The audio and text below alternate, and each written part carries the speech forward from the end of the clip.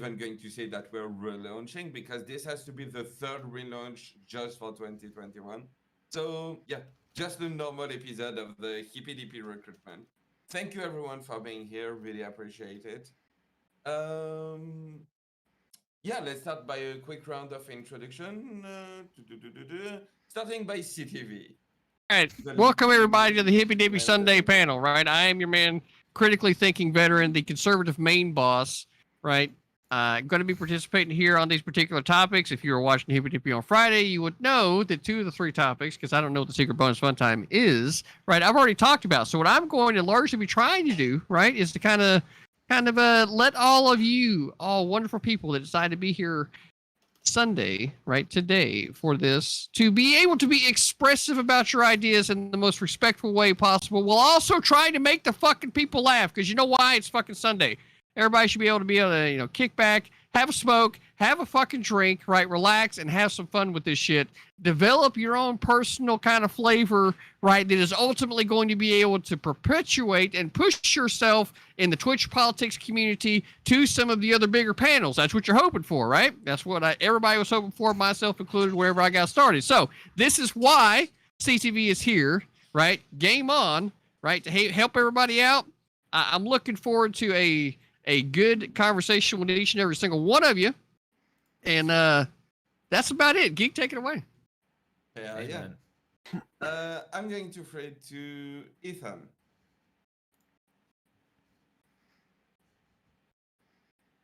You're muted.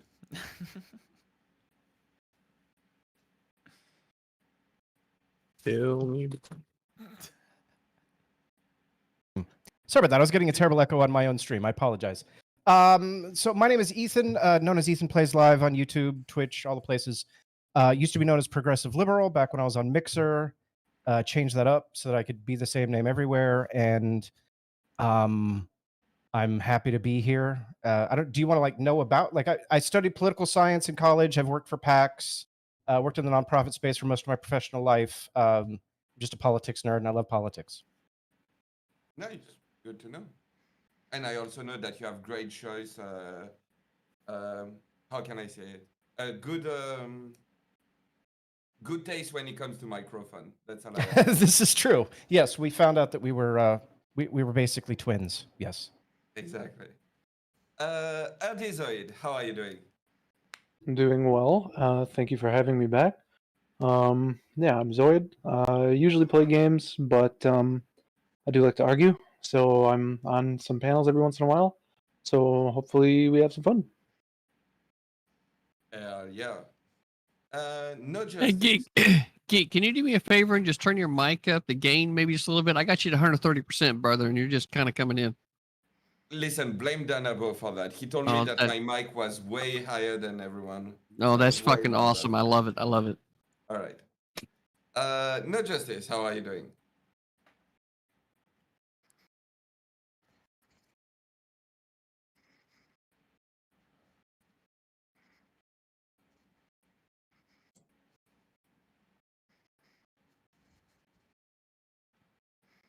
Anytime. Happy to have you on board. XUSR. Yeah.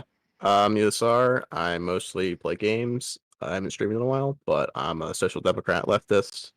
Whatever label you want to put on me, but first kind of panel. So I'm glad to be here. Thank you.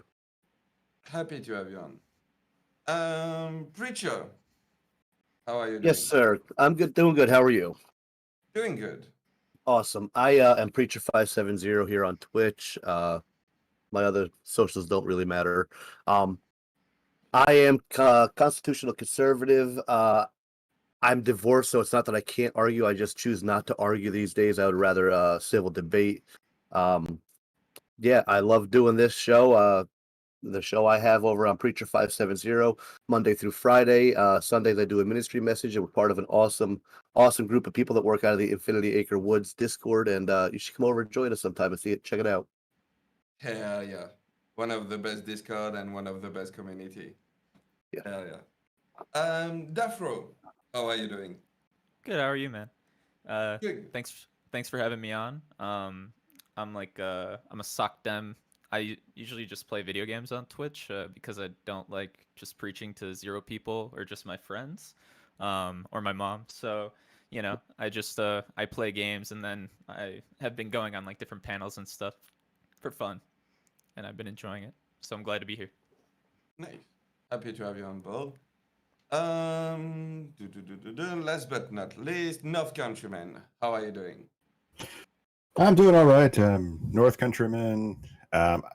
Truth be told, I haven't streamed in the past month. I just was dealing with burnout and depression, but I'm slowly easing my way back into it. In terms of politics, I've spent 10 years either studying politics or teaching it at the college level.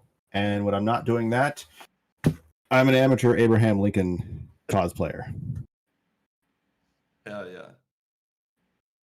But yeah, happy to have you on. What do you do on stream? Like, do you stream? What do you do on stream? What do you talk about? Where can people find you? I tend to do politics 101, political economy 101, a little bit of history. I'm planning on doing a thing on the French Revolution and its impact on modern day politics. Ooh, when? And sometimes I fight playing Dark Souls because I oddly find that relaxing.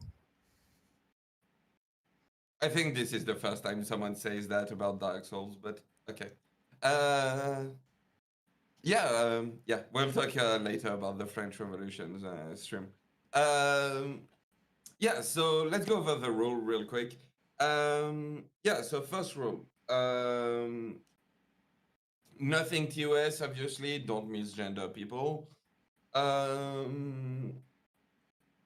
When I speak, it's purely to moderate. I will not give my take on the topic, no matter how frustrated I am.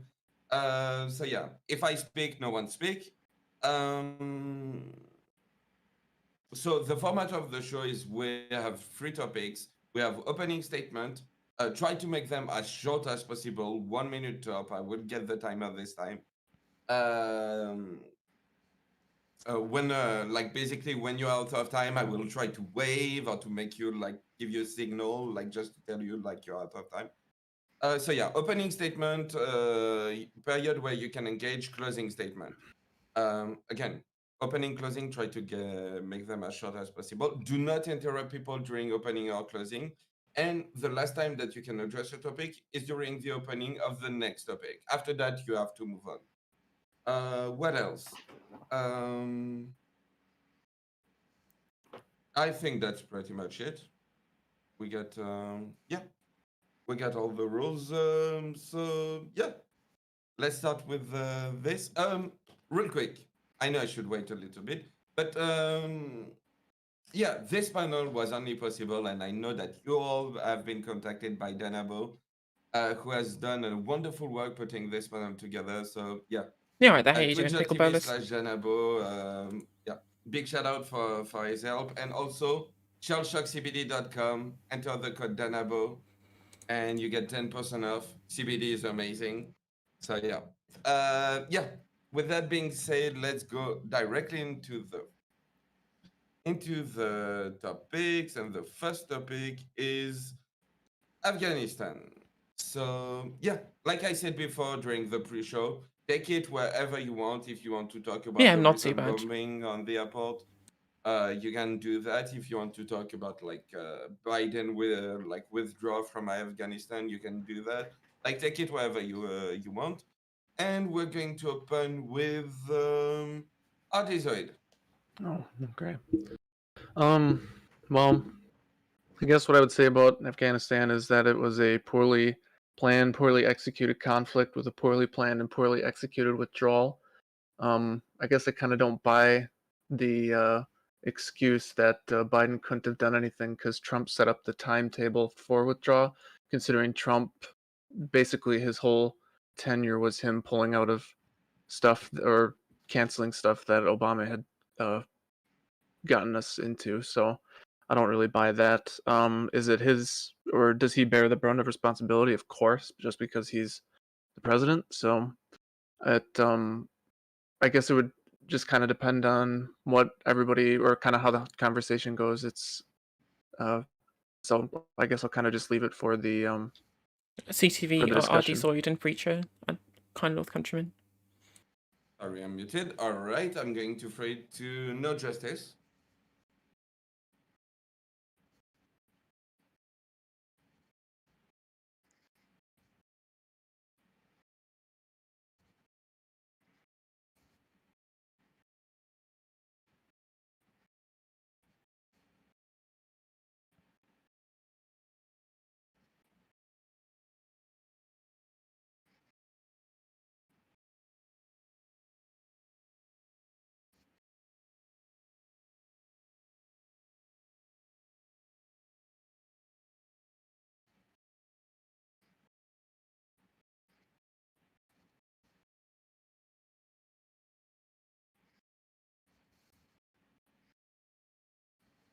All right, I'm going to throw it to ex-USR.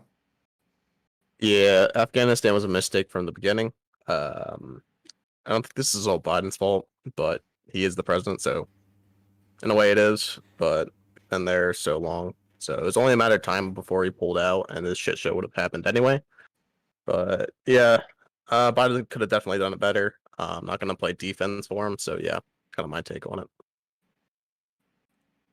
So that's my apology. So I unmuted on the chat, but didn't Gaffer? unmute in my stream.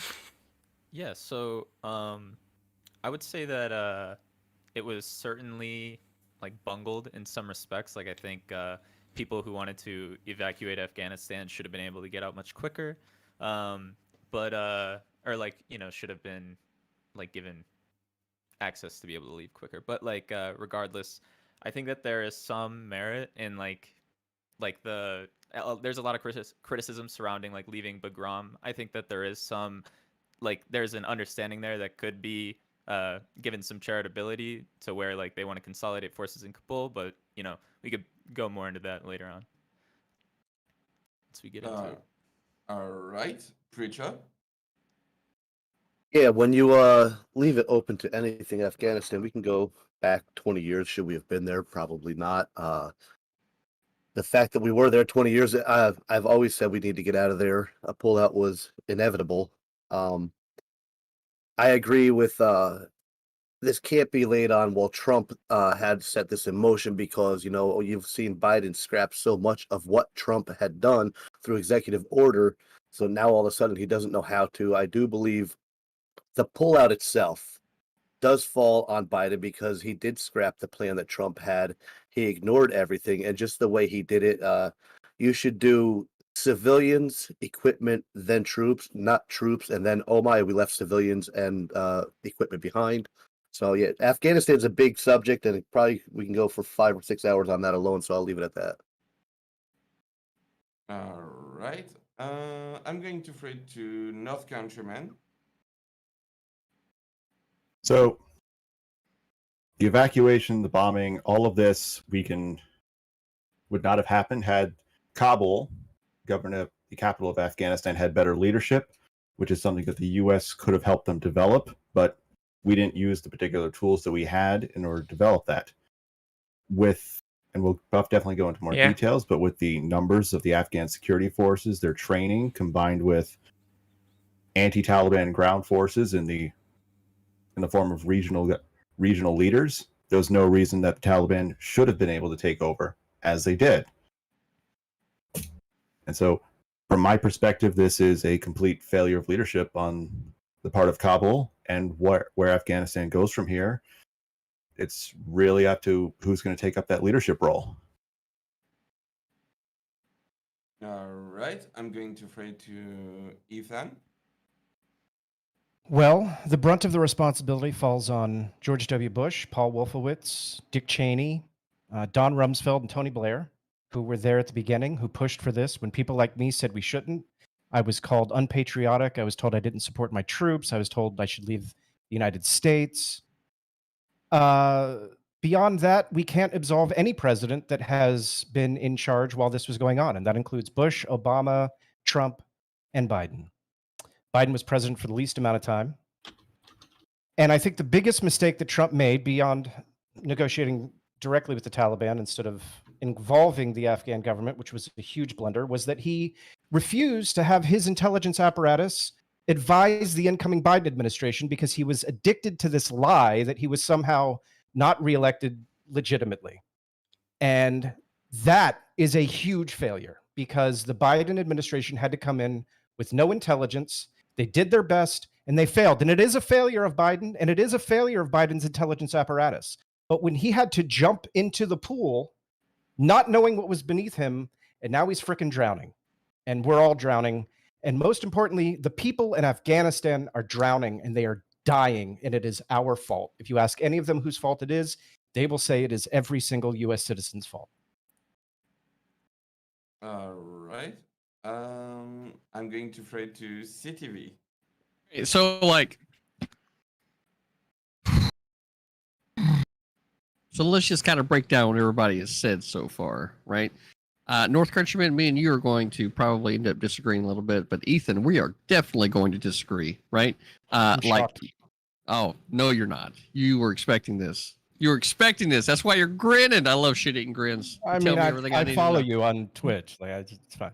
It's good content. Anyway, so like the reason why is that like the government puts the bureaucracy in place, right, through classified fucking security levels, right, for information, right? The incoming administration is not a part of the government yet because they haven't been elected. They haven't taken these seats, right? So then like you could argue that Trump's particular administration wasn't sharing information, but that doesn't stop the same information from being held by the bureaucracies. And then once the people get into office, then they take over the government from there. So you could say that there was a non-cooperation in the meantime, but it can't be completely justified based off of the fact that there were no security clearances, et cetera, et cetera. It was a contentious time, right? I mean, how we had leftists that were screaming that January the 6th was an insurrection, right? When in fact, right, the FBI said there was no coordinated effort, so like, we're just kind of right here.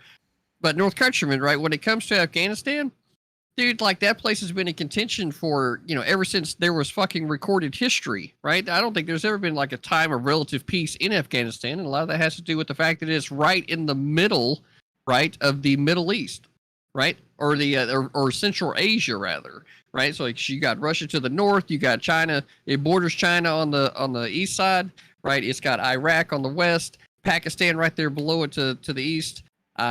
It's just always been a point of contention. Right? Even to the days of Alexander, whenever he decided to march over the Hindu Kush. So the only way that there was ever going to be any stability in that particular region of the world is if that particular piece of land would have been a state to the United States. And given that fact, that's the only way that the American people would have actually held the land, right? Because it's obvious, and it should be obvious to everybody at this point, that if the Afghan people wanted to control their own destiny, instead of it being controlled by the Taliban, they would have picked up the guns that were still sitting there that the Taliban now have possession of. They would have marched their ass on over to these fucking depots, picked up all those weapons, and went to fucking war themselves, but they chose not to, right? So it's like you could argue like the types of governments that got put in place or any of these number of things, but at the core of it, it comes down to the people themselves didn't believe in their own freedoms enough to be willing to pick up a rifle and fight for it. That's how I feel about it. But No, I think the obviously, core of- this is still right. So we'll get into the open discussion in a minute. So like with all that being said, my goal here is to kind of sit back and let everybody else talk this thing out. I just want to make sure my thoughts are put out there ahead of time to everyone for y'all to consider. And Geek, take it away. All right, real quick. Did I forget anyone for intro statement? Perfect. Therefore, the floor is yours. Well, I want to respond to that real quick because the core of what we have here is a military intelligence failure. Biden operated on the intelligence that he had, which is why he took the pullout that was supposed to happen in May and put it to August. Because as people said, if we wait until August, then the Afghan security forces and the Afghan government will be ready. They were wrong. This is a military intelligence failure. Biden had to go on the information that he had. And a big part of why that military intelligence failure happened is because Trump lied about the election, asserted that he was still president, and refused to work with the incoming Biden administration, including to give them the information that they needed to know whether or not the pullout was going to be successful. Except it's not really like a blunder so much as it is just like a logical line of events, right?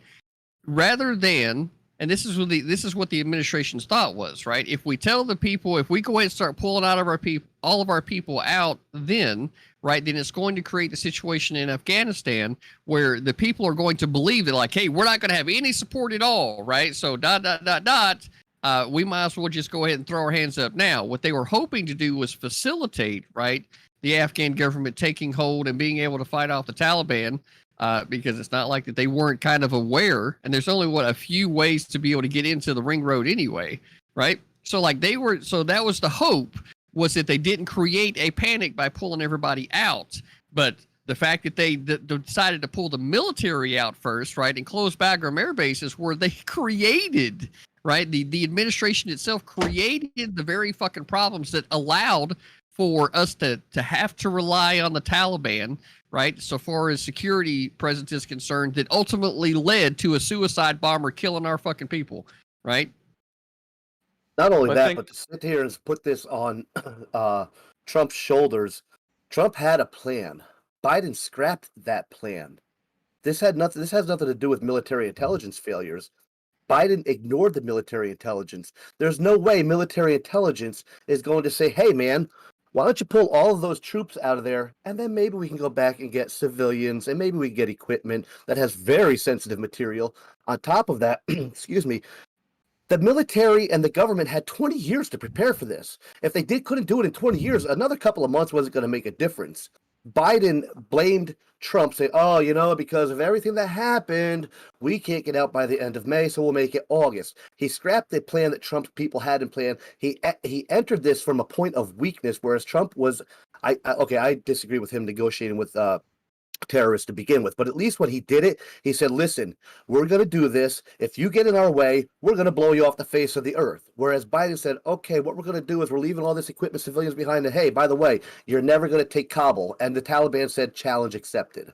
I mean, you had how many parts of Afghanistan being taken by the Taliban on the way? At any one point, they could have stepped in and said, damn, we need to activate this plan. And then when it all fell out, as it was going to, the contingency plan that they had to get the people out wasn't activated until it was way too late. And that's why we now had people stranded there, soldiers being killed. This doesn't fall on Trump or anything like that. Now, Afghanistan, yes, someone said it before. We had plenty of presidents who could have pulled us out earlier. Remember, Biden was one of those vice presidents to that president also. So I don't understand. So you're saying that the plan that he scrapped Trump's plan. This was Trump's plan. This was Trump's plan to pull out. I don't understand what you're saying. And let's be real. Let's be real. Excuse me.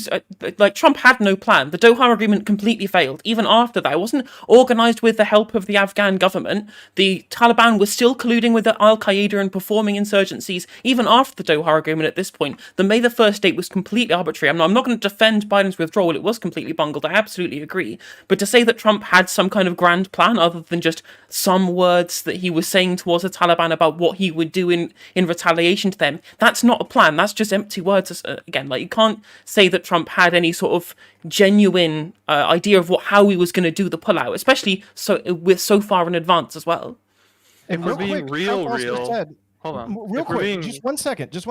Trump said that no one could stop his troop pullout. That is a direct quote from Trump. Can I just add something real quick? And I forgot what I was going to say. Artie Zoid, you were going to say something? Well, I was going to say, if we're being real, then I don't think, like, it's kind of a reach to say that had a withdrawal happen under Trump that it would have gone any better.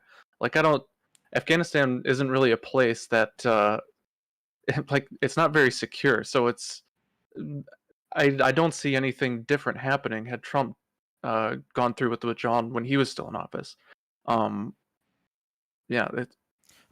The thing I wanted to add was that you said that, like, if in Trump's plan that, like, if the Taliban had, like, made any advancements or whatever, that we would quote unquote bomb the fuck out of them or whatever. I don't know what you said actually, but you said we would be hostile towards them. I mean, like, even after the agreement was, like, made, the Taliban continued to take, like, more and more provinces in Afghanistan, and Trump continued with the pullout as scheduled. So I mean, like, to say that, like, and not to mention, we also, like, let out in an agreement, we exchanged 5,000 Taliban POWs for 1,000 U.S. soldiers, or U.S. POWs, which is valuable to get those 1,000 people out. But I would say that like we should be able to do some better negotiating with our military strength compared to the Taliban. I would think, All right, there's a I can, lot jump there. in and Yeah, there is. Sorry for piling on. No, that's all right. I'll let North Countryman go. Then I'll try and respond to everybody who had something to say about what I had said. Go ahead. I think there's a lot of good points. There's parts of good points from a lot of what people are saying here. First and foremost, I think we're just going to get absolutely nowhere in terms of a discussion. We're not going to come to any kind of answer or conclusion or learn anything if we focus on Donald Trump and January 6th. Agreed. That's just, honestly, if that happens, I'm just going to put the hat on and take a nap. But as to the pullout and the bombings, I'm going to refer back to what I said in my opening statement, is that this is kind of like closing the barn door after the horses have left. What could have happened? This was the kind of nation building that was going on in Afghanistan was doomed to fail. It was post-World War II European style, and that just wouldn't work in Afghanistan. The tribal loyalties are too strong, and they're too well known. It'd be, and I can get more into that later. But where was I going with this?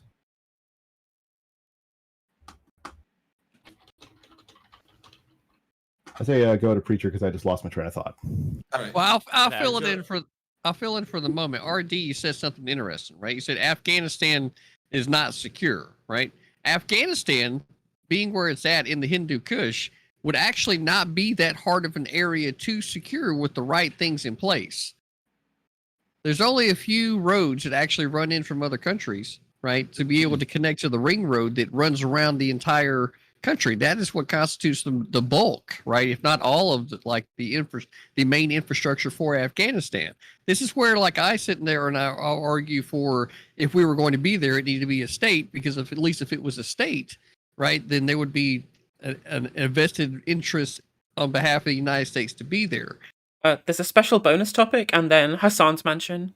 Secure if done properly, but whenever you've got a border, right, that was drawn up in the 1800s by the British, and it's not being evaluated along, right, the real lines when it comes to what North Countryman is talking about with regard to loyalties among tribal lines, right, or ethno lines, as Heem said on Friday night, right, the ethnos state. That's where, like, because the lines weren't actually drawn up in a way that works for where the peoples are, that's where a lot of the problems come in. If I could just go off of that a little bit. I would like for Preacher to respond, because he has been. There's a lot of people who attack these claims. So yeah, go ahead. Yeah, I'm going to try and remember it all. I do agree with CTV that Afghanistan is a defendable place, or a securable place as far as logistics go. But I also agree, if I got Artie right, that the infighting is what makes it so unsecure, is that they're constantly at war with each other. And so, yeah, no matter what we did, and that was always my argument, over 20 years, we were coming in with Western democracy. We were never, ever going to win fighting religious ideology. We just weren't. However, what I was saying about Trump's plan was, and we don't know the full of it because obviously he wasn't reelected. He didn't go through with it, but he did have a plan. And let's take Trump, the name, off of it. Let's say his generals had a plan. The intelligence community had a plan. Maybe not him so much. But what I was saying is, just like he had a plan for the southern border, that was scrapped. It's in the same aspect. Biden scrapped what Trump was working on. He scrapped it all, and whatever, political ideology aside, I don't even care why. And I'm not saying this because I hate Biden. I don't like Biden. I don't agree with him. I would never vote for him in a million years, but that's because he's politics as usual to me, and I don't like that. I'm not saying this because I hate him. He did not rely on firm intelligence. If he would have relied on firm intelligence, it would have went a much different way. And yes, they were taking other parts even after the plan was talked about and Trump was still going ahead. we're not worried about, and this is going to sound horrible when I say this, we're not worried about Afghan fighting so much as we were worried about getting our people, the Afghan helpers, and our military and equipment out of there. So if they're going to fight each other in southwestern Afghanistan, let them fight each other in southwestern Afghanistan. We're trying to get the innocent people, the military equipment, and the troops out of there. That's what we were worried about. Unfortunately, like I said, he did it completely reverse. Let them know, okay, all our troops are out of there on this night, and well, shit. I would just real quick. I just want to say, like, yeah, as far as secure goes, I didn't mean like obviously Afghanistan is defensible considering I won't say well kind of struggle here and there, but we've struggled to kind of eradicate what we've been trying to do. Even though I won't say like that was the total mission. If the total mission was to like complete eradication of like Al Qaeda or the Taliban, it could have been more of a bloodbath. But we're obviously hampered by just the rules that were placed on ourselves. But I would kind of disagree with the idea that like the generals or the brass knew, because like with the Afghanistan papers, that showed that like the brass didn't know what we were doing. We didn't have a clear objective overall. So I guess like instead of just being like, oh, is this administration or is that administration? I just think it would be a total waste if we don't reevaluate what the purpose of our military is based on Afghanistan. If we're gonna go around thinking that we can just install democracy anywhere, then it's a waste. But if we reevaluate the role of the military to be what it's made to do, then I think then we can at least walk away with something worthwhile. I think there's something to pull from. I was pull just from gonna... what. Okay, you go. Yeah. I think there's something to pull from what Artie Zoid and TTV have both said. And just to illustrate the idea of Afghanistan as defensible, the current resistance, the Panjshir Valley, which I'm pretty sure I did not say that correctly, part of the reason why that's where the resistance is so strong is because they've got a lot of valleys. And if you study military history, you know narrow valleys are very important. Add to it that particular valley, very heavily Tajik. The Tajik people in Afghanistan tend to do a lot of resistance, just historically, and by not acknowledging that with the style of government that the U.S. tried to put in place, a heavily centralized power, these kind of ethnic lines were never going to be resolved. And so what I think could have potentially worked, and this is a big, gigantic if, is looking at the style of government that you have in Lebanon or Northern Ireland, where you have to have certain representation. In Lebanon, it's based on religious groups. In Northern Ireland, I think it's based on Republican and Unionist. That, in my view, is probably the only way you could have any kind of democracy work in Afghanistan and have local buy-in. But I do need to point out that Lebanon and Northern Ireland, their governments both recently fell apart because of resignations. So, big giant if.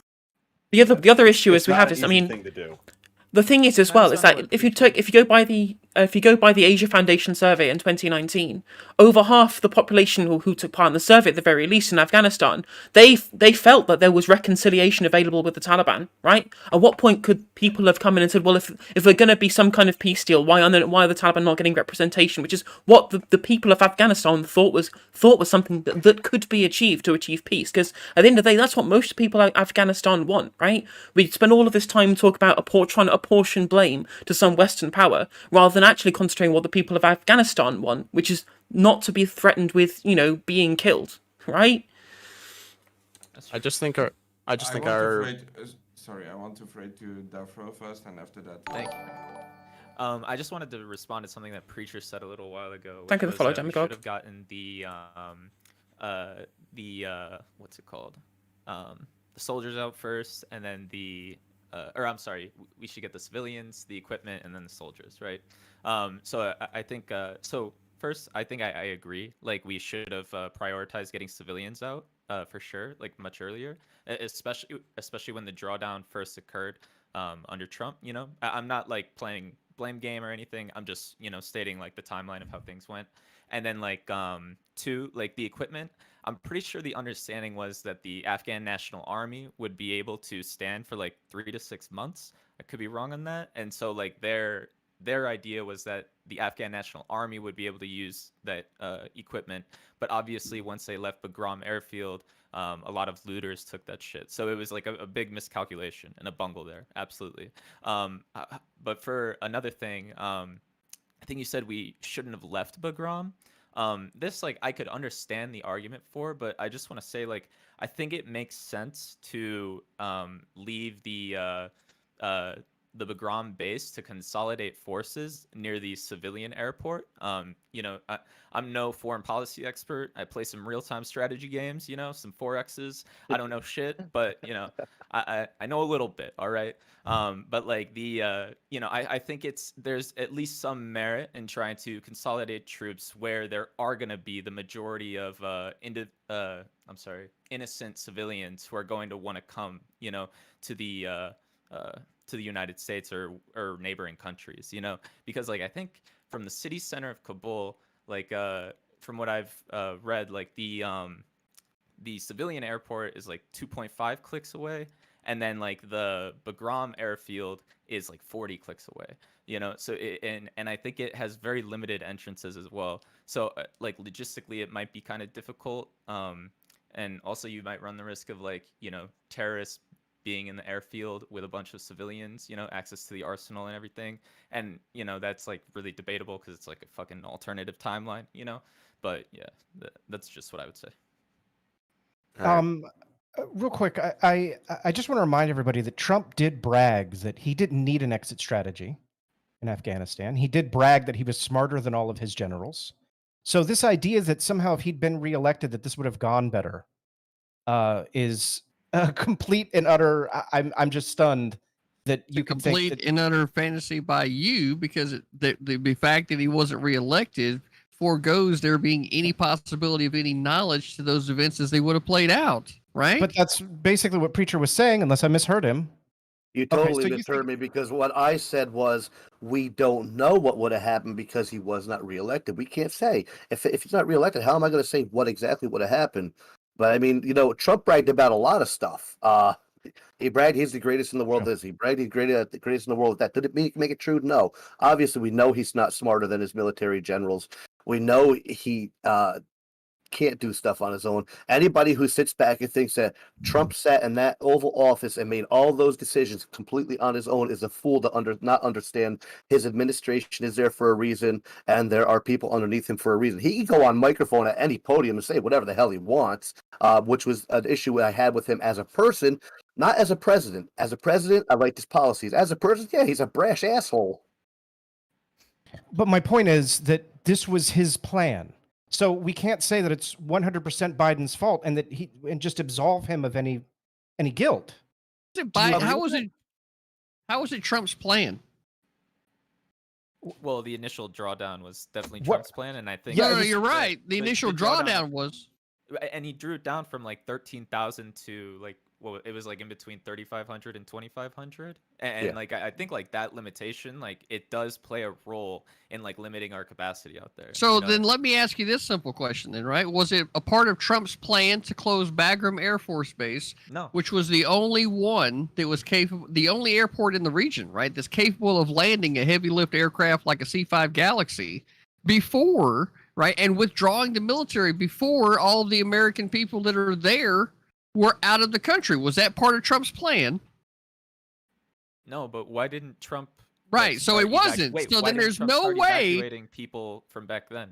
But the reality of the situation is, though, right, is that because none of what I just said was a part of Trump's plan, and all of that was a part of Biden's fucking debacle, that's where, like, continuing to try to harp on Trump, just like North Countryman said, it's just going to be a non sequitur and a waste of time, because I'm going to be able to shoot all kinds of holes into these arguments. But what I'm saying also, is Joe that Biden is currently the president. The buck stops with him. Literally, he even said that in his own president. There's even a meme video on Remix Brothers. If you haven't seen it, right, the buck stops with me, right? Yeah, absolutely, it does. My point is that it's not all Biden's fault.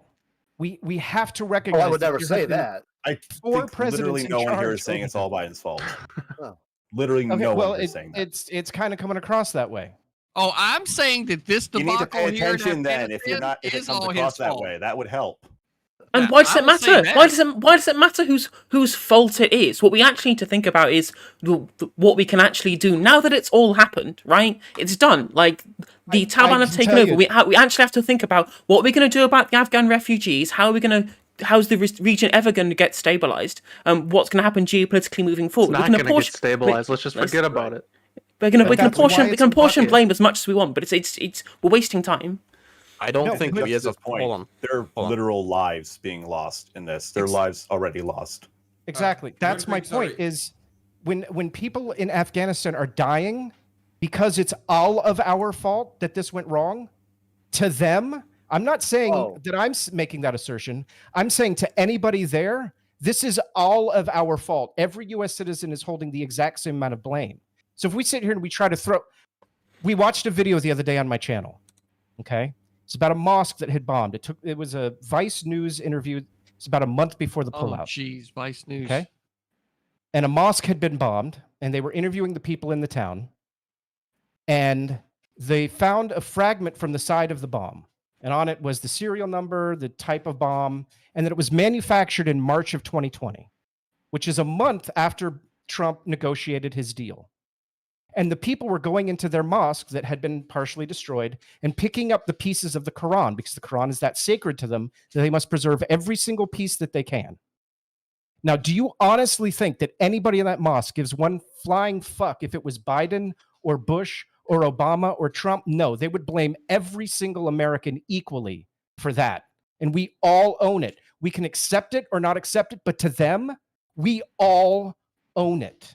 If we're going to talk about ownership, and I wasn't going to go down this road, but if we're going to talk about ownership of the lives that were recently lost, I'm sorry, I refuse to accept it. I put that, if you're going to put it on a mass ownership, put that on Biden supporters and Biden voters, because they're the one that elected this buffoon into office. This buffoon is the one that fumbled the ball on this part, allowing the freaking Taliban to be the ones that say, okay, you can come through to our military. Come on, man. The Taliban sitting there checking people, saying who can and cannot go to the American checkpoint where our military is. How hard is it for ISIS-K to come up and say, listen, we know your family. If you want them to live, you let our guy go past. Listen, I'm not saying Trump is innocent. I'm not trying to say he's perfect. I'm not even supporting the dude. And there were many of presidents that could have got us out of Afghanistan. What I'm saying is, from the time Biden took over the situation and he scrapped Trump's plan, went ahead with his own, which had everything to do with ignoring intelligence and doing things ass backwards, he is the one that brought on the situation that now has 13 coffins of our military members. The blood is on his hands, and therefore, by default, his voters, because his ass would not be in office had he not been elected by that 80 million people. Thank you. Sorry. Wait. Okay, first rule. Quick reminder: when I speak, no one speak. Just real quick. Second rule, and I forgot to mention this at the beginning. If you're trying to speak and you see that you cannot intervene, like you can raise your hand. Election tonight we've got here. As a automatism every time you want to speak. It's really as a last resort. That being said, I want to pray to XUSR. God, there's so much that just went on. I just don't think we really understand the region in terms of politically, or culturally and religiously. And I think our presence being there with our military has more radicalized them. So I think that's led to more damage than actually doing good. The Taliban's been there, and it's always going to be there unless the Afghans can actually fix it themselves. Now, it might seem cold coming from me, but I don't think us continuing to be there or doing anything more is just gonna fix anything. The most we can do is accept refugees, which we barely are doing compared to other countries. So we really need to do better.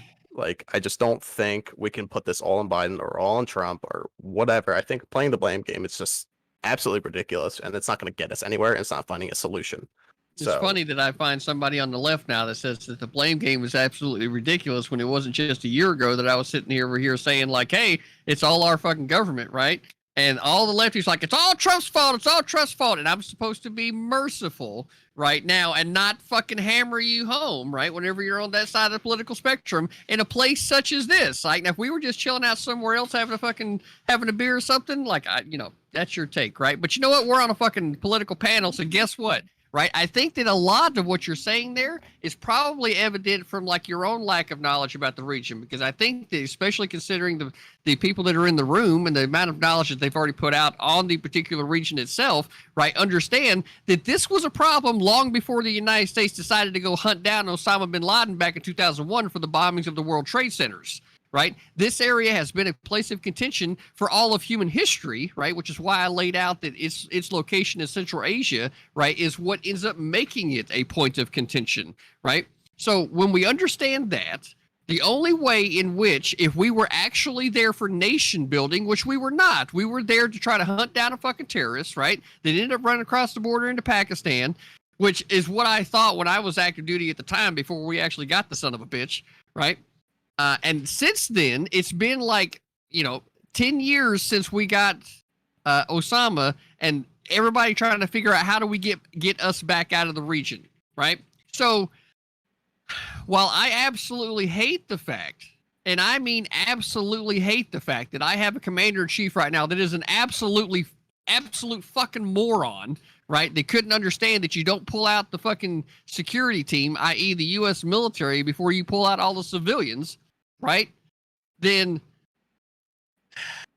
I mean, like, I just don't understand how you don't understand that.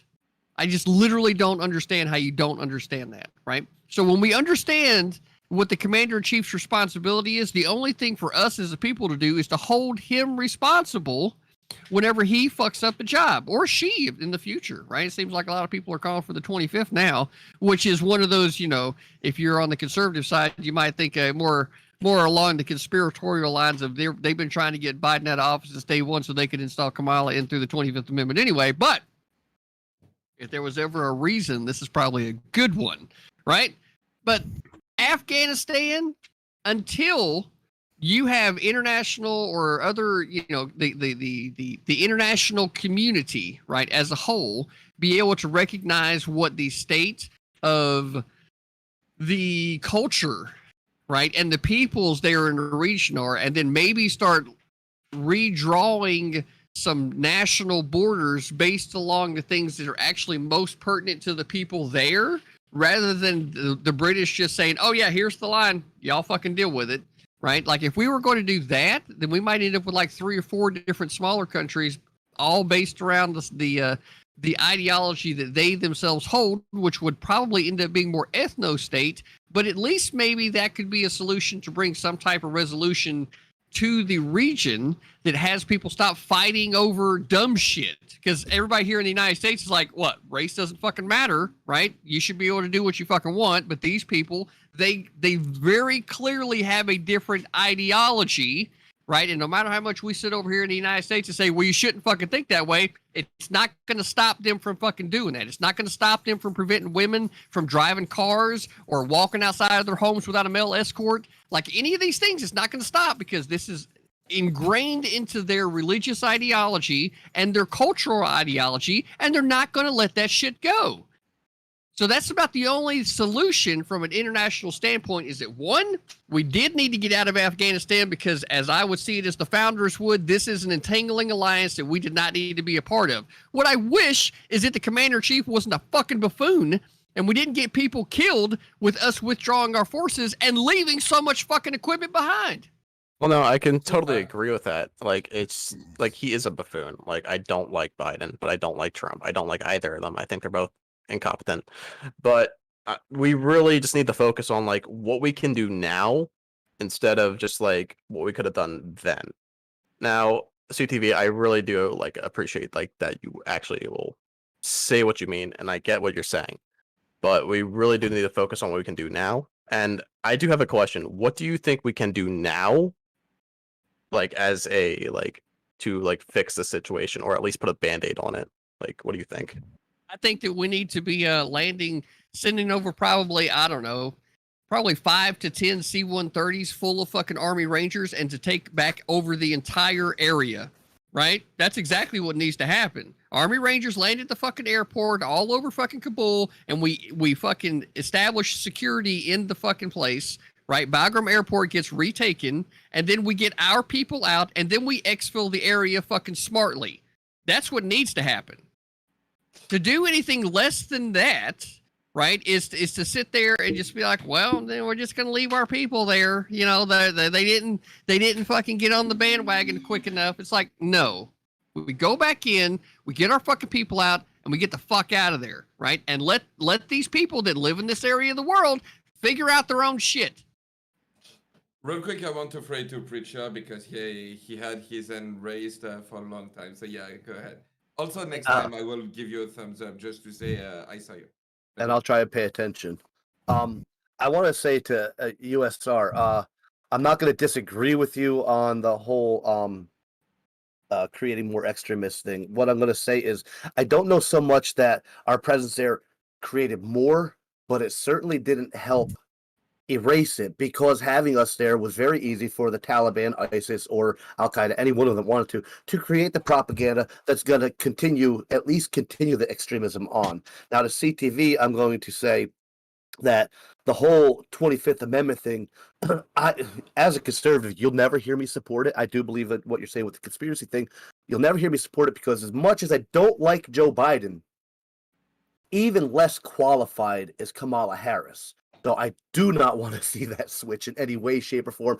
I don't like Joe Biden, but it's almost like a woman who has her issues in your relationship. At least you know those issues. You can deal with them rather than the one that might be around the corner. And I will also say that for CTV to say sending in the Army Rangers is big, and because he really could have said Navy SEAL since he's a Navy man, but you know what? He went with the Army on this one. I'll let it go at that. Well, the reason for that is because the Army Rangers are better suited for taking over a large area of land versus the Navy SEALs that are very, very skilled at taking over very small buildings, ships, things of that nature. Much smaller areas. When you send in the SEALs, you send in the Rangers to do the big jobs. So, I don't like harping on the whole blame thing, okay, and I'm not trying to do the blame thing, but are you blaming me for something? I'm gonna blame everyone. Yeah, right here. All right. I'm blaming. I don't give a fuck. But my ex-wife does that. What are you trying to say? You know my ex-wife? A little bit, yeah. Are you a mechanic in Florida? Wait, he knows her a whole lot. No comment. Redacted. So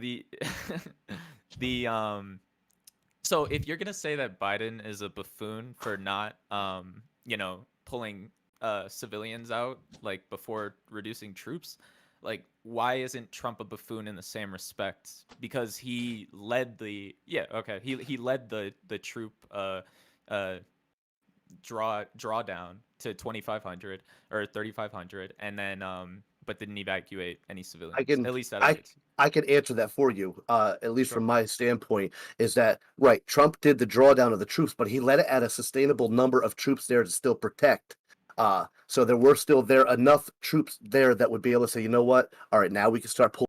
The problem is, it's just being this whole kind of Trump versus Biden discussion. I just don't care about. Whatever. Both neoliberals. What do I give a shit about? Down to little, but strong enough still to defend, protect, and make sure we had a safe escape for civilians and any Afghanis who helped us out, as we should protect them. Okay. Well, I want to say this whole conversation is still kind of just a waste of time. It doesn't really address the core issue of Afghanistan as a whole. The brass, the people in charge of the military, didn't know why we were there. They didn't know what we were doing. So Biden or whoever's president is going to be the end of that chain of whatever information they're feeding up, saying, because if you go and look, there's I don't know if Restrepo got into it, but I know there's another one called This Is What Winning Looks Like, where they were showing it was a unit on the ground in Afghanistan, and there was some ambassador that came to see progress or whatever, and the higher ups are like, "Oh, look at all the progress that we're making. Look, here's this good map and all this shit." And the guys who are actually going out doing patrols and shit, they're like, "This is not how it's going. We're not winning." So there's this huge disconnect between what's actually going on, the people in charge, and then the politicians.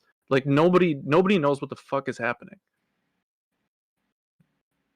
Well, that might be the whole story of Afghanistan for 20 years. Well, yeah, but then why are we sitting here being like, "Dear Trump, dear Biden"? Like that we're just going around in circles, circle jerking each other. Like, why? Well, In hold on. fairness, part of We it should is go to the politics. core of the issue. We don't Well, want I satisfaction. guess maybe the alternative to everybody circle jerking each other is to nobody be getting any action at all, right? Yeah. It's true. First of all, I want to say that I completely agree with CTV that we need to put troops on the ground and get people out and then leave. 100%. Just think it should be forced recon probably, but that we'll disagree on that. Anyway, here's an issue about Afghanistan that we haven't brought up. Okay, when we initially went in, Pakistan was supporting the forces there, and a big part of before we went in, we made sure that Pakistan was not supplying troops and supplies, or they weren't supplying troops. I'm sorry, supplies and weapons to the Taliban. Okay, and because Pakistan is afraid, because if Afghanistan gets radicalized against Pakistan, then Pakistan's surrounded. And Pakistan and India have had this thing going on for roughly 1 billion years. So there has always been this meddling with the people of Afghanistan, whether it was the Soviets, whether it was Pakistan, whether it was us, whenever we were there. And they haven't been able to live and just be themselves.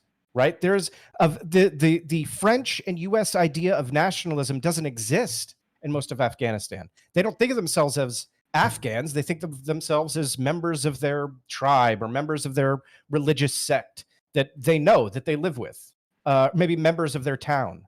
So for us to go there and try to impose it, even though we were there for 20 years, we spent $1 trillion, we lost thousands of troops. There are estimates that over 100,000 people in that, were Afghan died. I mean, it's hard to tell, unfortunately. Whatever it is that we do, once we get out the people that we need to get out, we need to stay the fuck out forever. It's not our place to draw lines on the ground and tell people that's where they live now. It's their place to do that for themselves. And we need to stop the idea that we can go around the world nation building. We failed in Korea. We failed in Vietnam. We failed in Cambodia. We failed in Afghanistan. We aren't good at it. We suck at it, and we need to fucking stop. Hell, we're failing in the United States. Well, that's a different debate. Next debate. Well, if you pass the infrastructure bill. This is super important. I need to just say this. Why do they only eat one egg in France? Because one egg is enough. Okay, we got him back now. If he goes away for too long, just start making French jokes. He comes back. I will say, with no justice, I agreed with what you had said earlier. I don't want you to think you were ignored. We don't really need to be finger pointing, even though I am sitting here finger pointing. I do believe the most important thing now is to figure out a way forward, a way to safely get them out of there and the troops out of there, and learn a lesson from the last 20 years. I mean, we should have learned it within 20 years, but hey, maybe we're just a little slow at learning sometimes. Learn a lesson from the last 20 years, and you're right, Ethan, and that's been my thing. Like I said earlier, Afghanistan, and you're right about Afghanis. They don't see themselves as Afghanis. They see themselves as their village and their ideology within that village, and that's it. And we're never ever going to take democracy, and not even just Afghanistan. Most of those, most of the Islamic run countries, we're not going to take democracy in and defeat a political ideology and have them all of a sudden say, okay, we like your constitution, we agree with it, we want it. It's never going to happen. We spent 20 years. I think. Preacher. Wow. Okay. I'm So interrupting on point, but Mr. Geek his stream just died, so none of us are live. Well, I mean, I'm live on my end.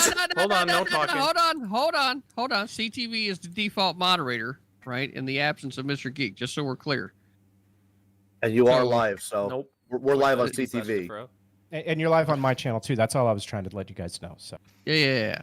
Well, I mean, so what we're gonna which do? channel allows nudity? Let's that's my OnlyFans, baby. Oh, jeez. You did hear that they're not actually going to be stopping their special content, right? Space. I heard. Yeah. Don't bite the hand my that bank account feeds was you. almost happy. That's why I'm Your starting to consider signing up for it. You know. Oh, geez, Consider, baby. I've been there for years. What are you talking about? Well, I wanted to test the waters. Let you guys get in there first. Gotta get that here's- El Delphine subscription. Here's the question I got, right? Is who lets Geek back in the room? Well, listen. This I is mean, our you show know, now. the French, No, the French are known for giving up. This is just another instance. Yeah, they raised a white flag. Yeah, they always do that. It's funny. I saw somebody put that in the chat before. That was kind of funny. Terrible in Hearts of Iron 4, terrible in real life, you know? And I thought I was the one with computer tech issues. Well, RD, there's somebody in my chat that says they really like your doors, bro. They are nice doors. Thanks. I'm a Yeah, painter, and I stole think my that's really computer. nice. Yeah, you got nice They're doors, sturdy. man. And at this moment, right, I want to encourage everybody, right, to that was a nice knock too, It actually. was. Yeah. Yeah, I want to Yeah. encourage everybody, right? If you haven't already, make sure you come over and follow CTV, of course, right? Like, why wouldn't you already? Ah, he's back. Mr. Geek's back. Oh, All great. right. Geek, Here we we had go. nothing but nice things to say about you while you were gone. I heard all of your jokes. All right, sorry about that. My computer decided that it was a good moment to crash. So yeah, sorry about that. Continue. Thank you, CTV. Preacher, go ahead. No, I think I was pretty much done. Just saying, we do need to look forward to where we can go. Stop trying to think we can bring democracy to places that don't want democracy. And I think the Afghan people, the regular citizens, I'm sure what they really want, not just after these last 20 years, but forever, they want peace. They want to know that they can walk outside and not have something explode or someone get shot dead next to them. I'm sure that's what they want. But we got to let them find their own way to that and figure out how they can get it for themselves. That's all. I think another thing that should be done, which is like being pursued in Yemen for peace, is like federalism, which is like creating like semi-independent states within the borders of Afghanistan to give people who have closer ties like culturally and whatever to like better push for like I guess like better communities and stuff that aren't really conflicting around those borders that CTV brought up earlier. But like yeah, I think that's something that could be pursued in the area. I don't know. North Countryman doesn't like my take, I think. No, I brought up Lebanon. That's why I was like, hey. I was bringing up. Wait, is Lebanon in Yemen? Oh shit, you're right. Yeah, you made me like rethink my whole life. Yeah, I was saying Yemen. Lebanon's an example too, but Yemen is like more in the process, because I haven't checked in a while, but I don't know. Just jump in there, Ethan. Yeah. Well, okay. So I totally agree with you, Preacher, for the most part. But, the thing that we're going to have to remember that there is going to likely be radical Islamic terrorism attacks outside of Afghan, other places in the world against us. You got to remember the Cole bombing. It wasn't just 9/11. It was the Cole. There were embassy bombings. And so we do need some sort of apparatus to still gather intelligence within Afghanistan. Maybe within parts of Pakistan.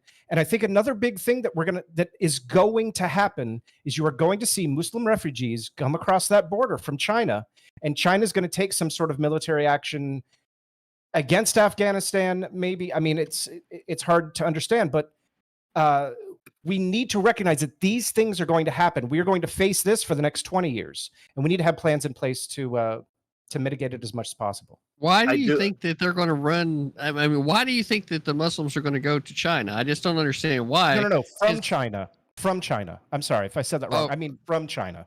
Okay, from China to Afghanistan. Yeah, and well, I do agree. That makes sense. That makes sense. That makes complete sense, especially the way the Uyghurs are being treated in China. It makes complete sense. You're right, and I do agree. One of the reasons the Taliban, I'm not going to say easy, but was able to do what they've done in a short amount of time is because the Taliban never really disappeared. They stayed in a lot of these major areas in sleeper cells. And unfortunately, even here in the United States, there are sleeper cells. And I'm not saying this to be a fearmonger. I can tell you just north of me, I live in Pennsylvania. And the northern part of my county, my area is a lot of summer camps for the Jewish kids out of New York, New Jersey, Florida.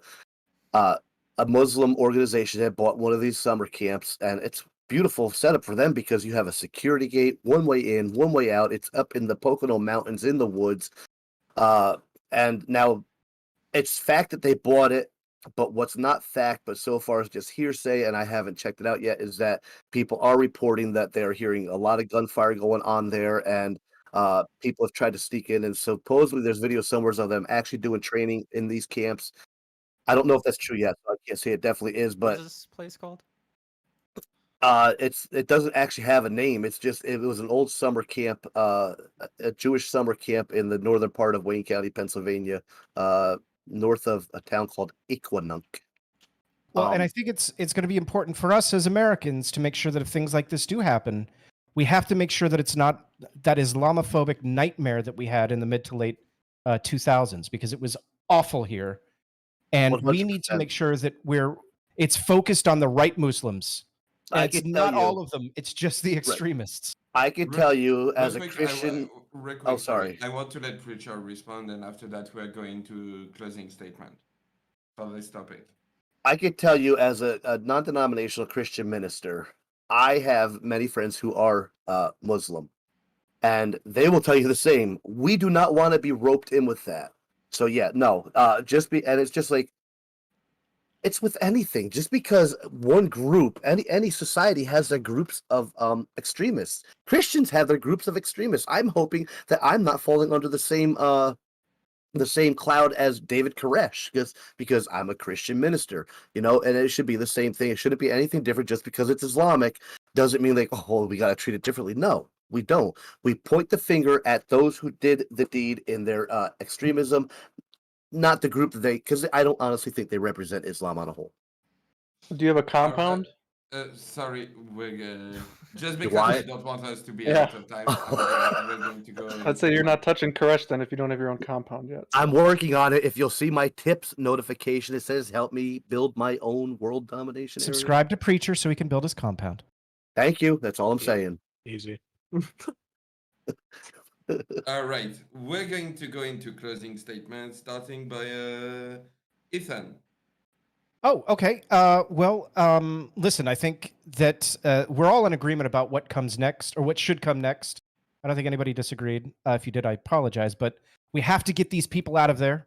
We have to prevent, as much as possible, humanitarian nightmares that we can prevent. Unfortunately, Sharia law is devastating to women. It's devastating to LGBTQ people. And those people are going to suffer without us there. But we need to also remember that it's not our job to nation build.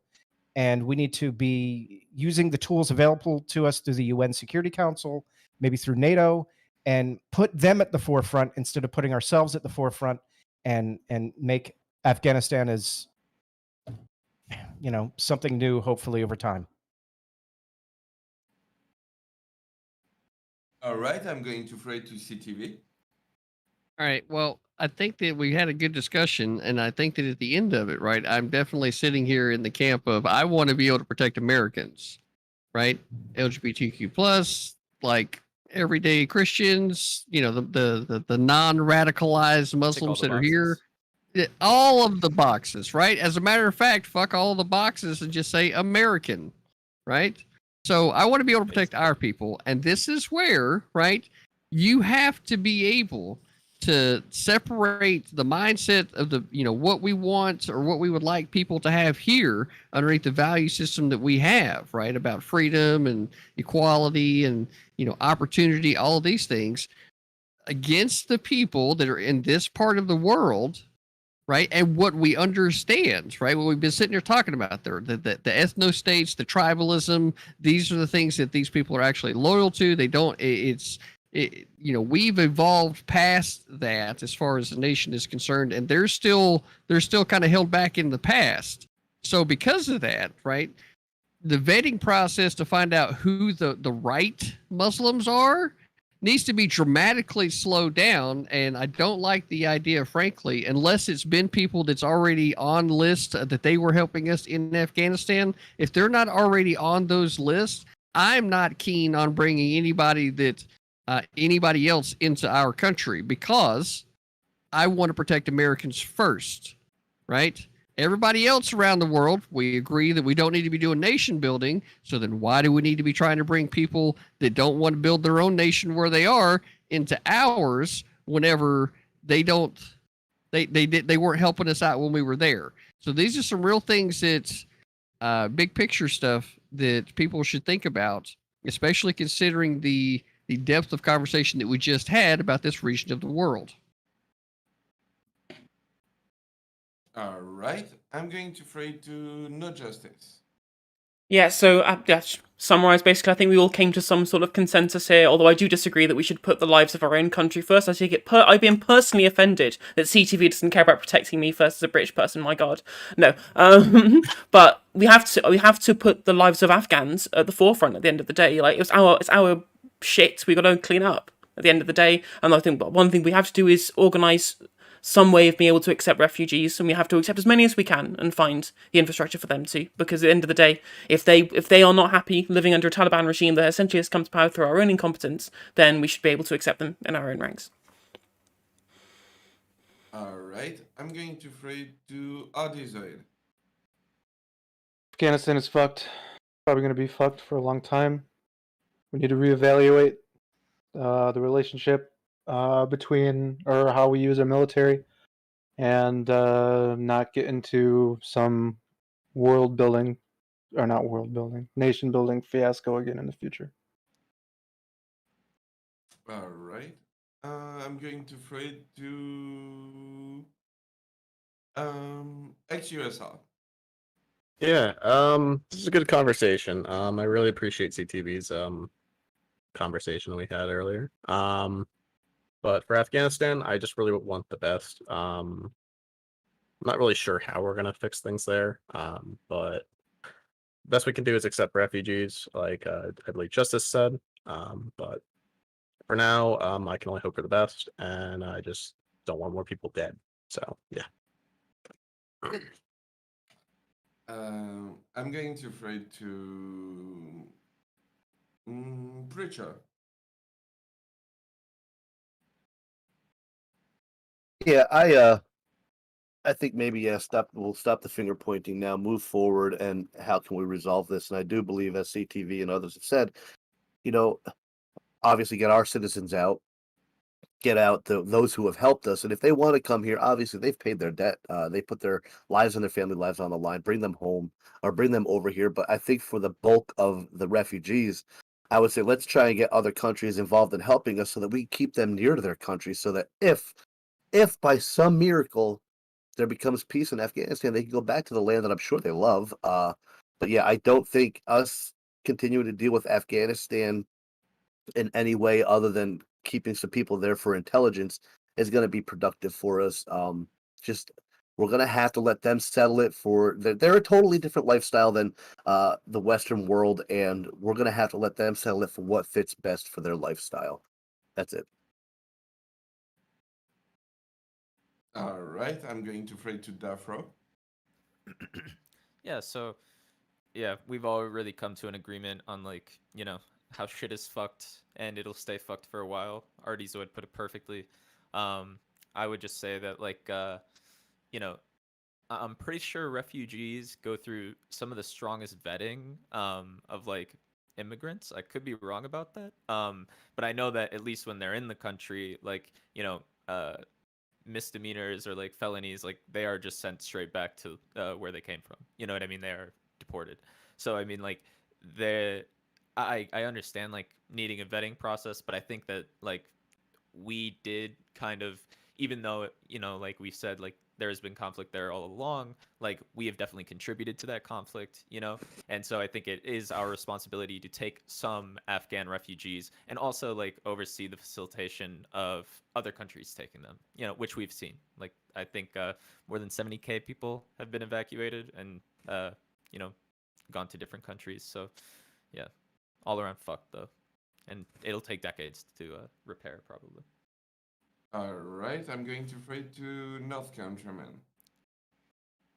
So the solutions that we can draw from the Afghanistan war and withdrawal and debacle is that the military cannot and should be used for nation building. It's not an effective way of doing it. The U.S. does have tools in terms of its soft power. You can look at, I'm going to throw a little credit to the Alpha Wolf a little bit, how the federal government responds to its states in helping with infrastructure and helping with aid. That can be, if you go along with the idea of the U.S. helping abroad, that can be a model. But invasions and occupations are not going to work. responses to terrorism, I would recommend looking at, Israeli Prime Minister Golda Meir's response. That helps us fight terrorists without getting bogged down. These are things that we can learn from and how to respond to acts of terrorism going forward, and how the U.S. can manage itself in the world going forward. Because you look at the loss of life in Afghanistan, and that's reason enough to step back and think we need to rethink what we're doing. All right, real quick, did I forget anyone on this? I feel like I did everyone. Okay, perfect. Yeah, so that concludes this topic. Yeah, again, thank you for being here, everyone, and thank you for engaging calmly. I appreciate this. Having shouting match and everything is good, but sometimes it's good to have a nice, cool panel where people can talk and everything. All right, real quick. First of all, go follow everyone that is participating on this panel right now. They all deserve it. They're all here. They all have wonderful take. So yeah, go give them a follow. Twitter, Twitch. I'm sure there's people in my chat who are going to post the link.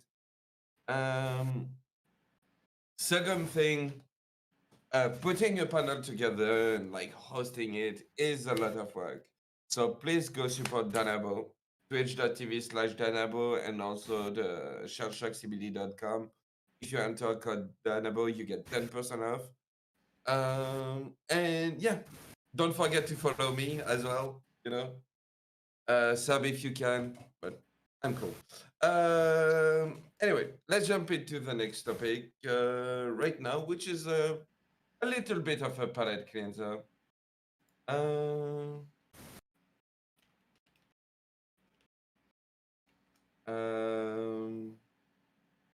Which Danabo is going to tell because he erased the message in private and replaced it by something else. Slippery. That I cannot share.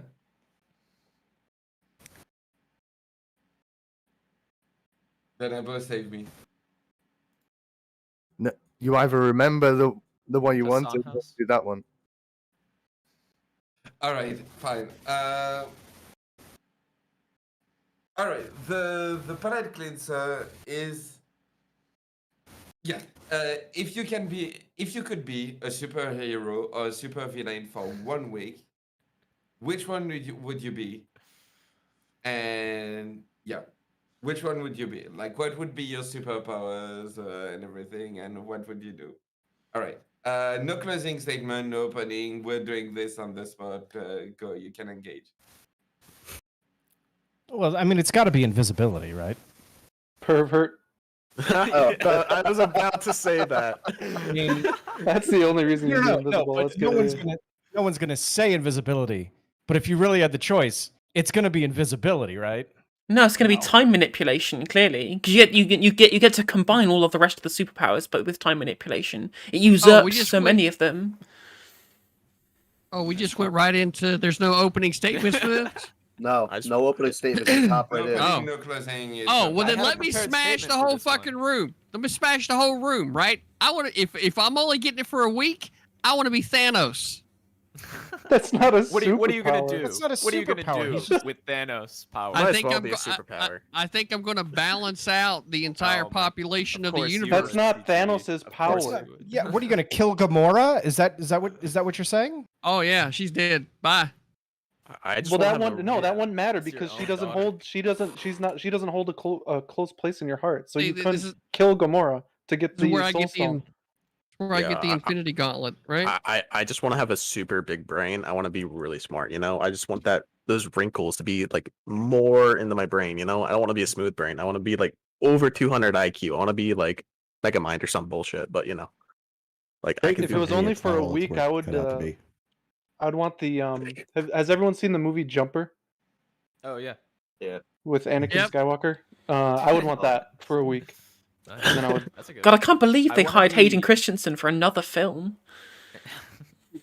I want to be Thanos after he snapped, where I'm just the farmer, just chilling, just tending to my crops. Just getting your head cut off. Cool. Yeah. No, I'm the week before Thor comes. Oh, the week before. Right, Yeah. right. Well, 2 weeks before. That way you've got a full week. Yeah. Okay. Right, But then I wouldn't yeah. be Thanos anymore. So I Right, so you'd be fine. So, I'd be So you'd cool, just be a farmer for a week, farming your Yeah. giant purple eggplant things. Exactly. Cool. Exactly. Yes. Here's where I lose popularity. I really don't know anything about superheroes. I've watched a couple movies, but that's about it. Neither do I. Well, I then feel go like Super What about strength, you? super speed. There is Your actually a, imagination. What about Mind Your reading. wildest imagination. Well, What power would you superpowers. I mean, I'm already awesome, so I don't know what more I can do. That's not a superpower. there is a graphic novel. When you're there's as a fat graphic and novel ugly like called me, it's a Preacher. superpower. Damn. Damn. Yeah, fair. Self-roast. That's fair. I have seen Deadpool, and that's it. It's the only Marvel film I've seen. There's a preacher. He is the voice of God. He can make people do literally anything. Oh, that's pretty. Okay, They, I like that one. they adapted it, and I'll it do is that. the most That's also a vulgar, sacrilegious thing I have ever seen, and it's wonderful. Oh man, I definitely don't want to be able to read thoughts because I'd probably be getting in a fight a lot. Oh, I do. That'd be fun. Oh, if I could read thoughts, oh, y'all would definitely be in trouble. I mean, I I already can do such already a read good job of thoughts. being. Wrong. The debate Yeah. tactics, they'd be insane, dude. I Mm. want to be able to read thoughts just because I can't read people's personal cues. It's just, You have the power to read the minds, so autism you giveth, debate the people on autism taketh Twitch. away. So, It's you such a know. waste. That's so sad. Well, listen, that outfit is a good start. So That is you're good. doing well. No, it's fantastic. I love it. I'm just hoping that this is not something that people have seen in their nightmares at some point. Oh, I will now. Just I chasing mean- them down a hallway. Dude, Oh, I have. But You'll instead, float too. You'll instead float it's my too. it's You'll my float dad. too. Well, I'll tell you this, and CTV can second it. I do have a costume, not so much of a superhero. I was gonna wear it today, but it's actually getting revealed on Friday because I do concession work, and I'll be at the Italian Festival in Scranton, Pennsylvania, as Mario, and I will be doing meatballs on a stick, and I have the Wait, entire are costume. you Italian? And so, I am. Okay. I I'm was from worried about cultural Pennsylvania, too. appropriation for a second. Who said I'm from And yeah, Pennsylvania? that's the entire United States there, DeFro, right? Yeah. Anyone- Like are you anywhere everything near- about the United States is cultural appropriation. Yeah, Are you- dude, I was just joking. Scranton's like maybe an hour from me, I think. Oh, something okay. like that. You should come up and enjoy the Scranton Italian Festival and go to that booth where there's a guy going to be dressed as Mario saying, "It's me, Mario. I make a meatball on a stick." I might. All right. And there's also a bar Go right just outside as the back Bowser. of my tent. I couldn't get other people to play in with me. I was going to get Luigi, but no, he wants to go out and fix plumbing and crap. Bowser, well, he just sucks. And Princess Peach, well, that would get me in trouble with my fiance, so I'm probably good I didn't find someone to fill that role. Interesting. Apparently, Mario is 24. Holy He looks shit. like a 45-year-old Yeah. diabetic. I know. Wait, Well, I mean, it's wait, Italian. which He's been which drinking Mario beer are we for at least talking 10 about? years. Mario. Listen, if Yeah. you guys actually saw me in my pool stream, you would understand I'm probably the best depiction of Mario in this day and age. Mm, That out of shape and old. maybe Wario. I don't know. Are you a Mario. plumber though? I know like zero Nintendo lore, Pickle Bolus. which is How why are you at jumping up in the air and hitting blocks? I am very fat, so if no. What about after you eat a mushroom? When I eat a mushroom, there's Shrooms. a lot of stuff I can actually do on that. And I may the actually way- see those blocks. Although presumably, if he's going to be Mario for a week, then surely he would also gain the power of eating mushrooms and then being able to do whatever it is Mario does. I can already Yeah. do that. I don't know if I should be Justice, throwing can you say turtles. Mario though. again, please? Mario. She's Someone got a do Jersey accent. Leave her alone. Well, I mean, wouldn't it be Crazy. kind of cool to be one of the Teenage Mutant Ninja Turtles? Yes, thank you. Yes. Now, when I was a child, I did like them. I would be Michelangelo. Mm, Oh no, I'm Leonardo all day long. Well, it's of course, you have. Raphael. All right. Yeah, I was a Donatello guy myself. There you go. The four Now, where's jokers. Master Splinter? He Stardust in the chat. I am Master Splinter. What's up, Stardust? I actually started my stream. I meant to do it at the beginning, but Nice. Man, y'all just got no creativity, no imagination. I should have known that coming into a panel full of fucking lefties, right? True. Should have known I wanted to be a shapeshifter. That's what I was gonna say earlier. Yeah, A I wanted to be shapeshifter. super. Yeah. And you just called, wasn't it you to call somebody else a pervert a minute ago for invisibility? Wait, what? You could literally turn You have into a like dirty Kim mind, Kardashian. CJ. No, dude. you've clearly, look, I'm trying to give you some credit. Clearly, you've studied Greek mythology about how Zeus used to shapeshift, right, and have sex with other guys' I'm wives, thinking right? about Beast Boy, bro. I'm thinking about Oh, Beast Boy. I was trying to give you some credit. But, you know. I'm not. Wait till you cultured learn like about that. Loki. Come on. Uncultured. Yeah, I mean, someone here was also talking about mind reading as their power. I mean, if anything of watching What Women Want has taught me is that reading people's minds is the best way of being able to make love to them expertly, because that's what Mel Gibson did. Oh, True. good point. True. Good point. But someone who knows what they're doing doesn't need to be able to read their mind. No, you read their body. Yeah, that's what you do. talk to them. If the No breathing comments. and the vocals aren't changing, you're not doing it right. Especially if they have cool tattoos. I love reading those. Yes, yes. Like following a roadmap. There you go. Your body is a wonderland. I mean, we could start talking about erecting decks if we want. Don't say erecting though. No, seriously. Like, if you haven't ever erected a proper deck, right? Look, you're going to have to get your building inspectors involved. You're Yep. going to have to make sure you got your contracts written. There's a lot of work that goes into erecting a proper Properly deck. treat the wood. Yeah, What if erecting decks was your superpower though? Then you wouldn't need all of that pre-preparation. That's true, Good point, right? good So, point. like, was supposed to be a palette cleanser, and my palette feels more dirty than ever. So I think we're going to move on to the next Pervert. topic. wow, geek. No We're just talking imagination. about external like- features on houses. Call this leftist Imagination. censorship. All right, so yeah, let's move on into the next topic, which is Hasan Abi's mansion. So if you don't know, the Thank God. left-leaning or leftist streamer Hasan Abi bought a 3.4 million mansion, like basically a 3 point something million houses 2.7, in West right? Hollywood, basically. It was 2.7 million, right? 2.74? I don't know. I read every numbers. I read 2.7. I think I read. Just saying even 3. 3.4. What's a half million here or there? It doesn't Yeah. matter. Nothing. He bought Expensive a as hell. multi-million, like mansion. That's like Like 3 it. subs. It's fine. Yeah, exactly. Free sun. Three ad breaks. You know. So yeah, you can engage on that on like the hypocrisy on the left. You can take it wherever you want. You should probably do opening statements for this one, don't you think? Yeah. I'm just explaining the topic for Okay. now, but we're going to go back into opening everything as normal. But yeah, like basically you can take it wherever you want. Like the hypocrisy of the left. Socialism is when no house. Like whatever you want. All right, and we're going to start by No Justice MTG. So yeah, I've been having so many conversations about this subject. So first of all, we have to understand that firstly, like Marxism and socialism is a critique of production, not of consumption, right? And so rather than saying, oh, he's consumed in an unethical manner, which I think is debatable anyway, but even so, the way in which one has acquired their wealth is the issue at hand, rather than the way somebody spends it. We can talk. I mean, I think there's reasonable conversations to be had about what he could be doing with his funds to further his own goals.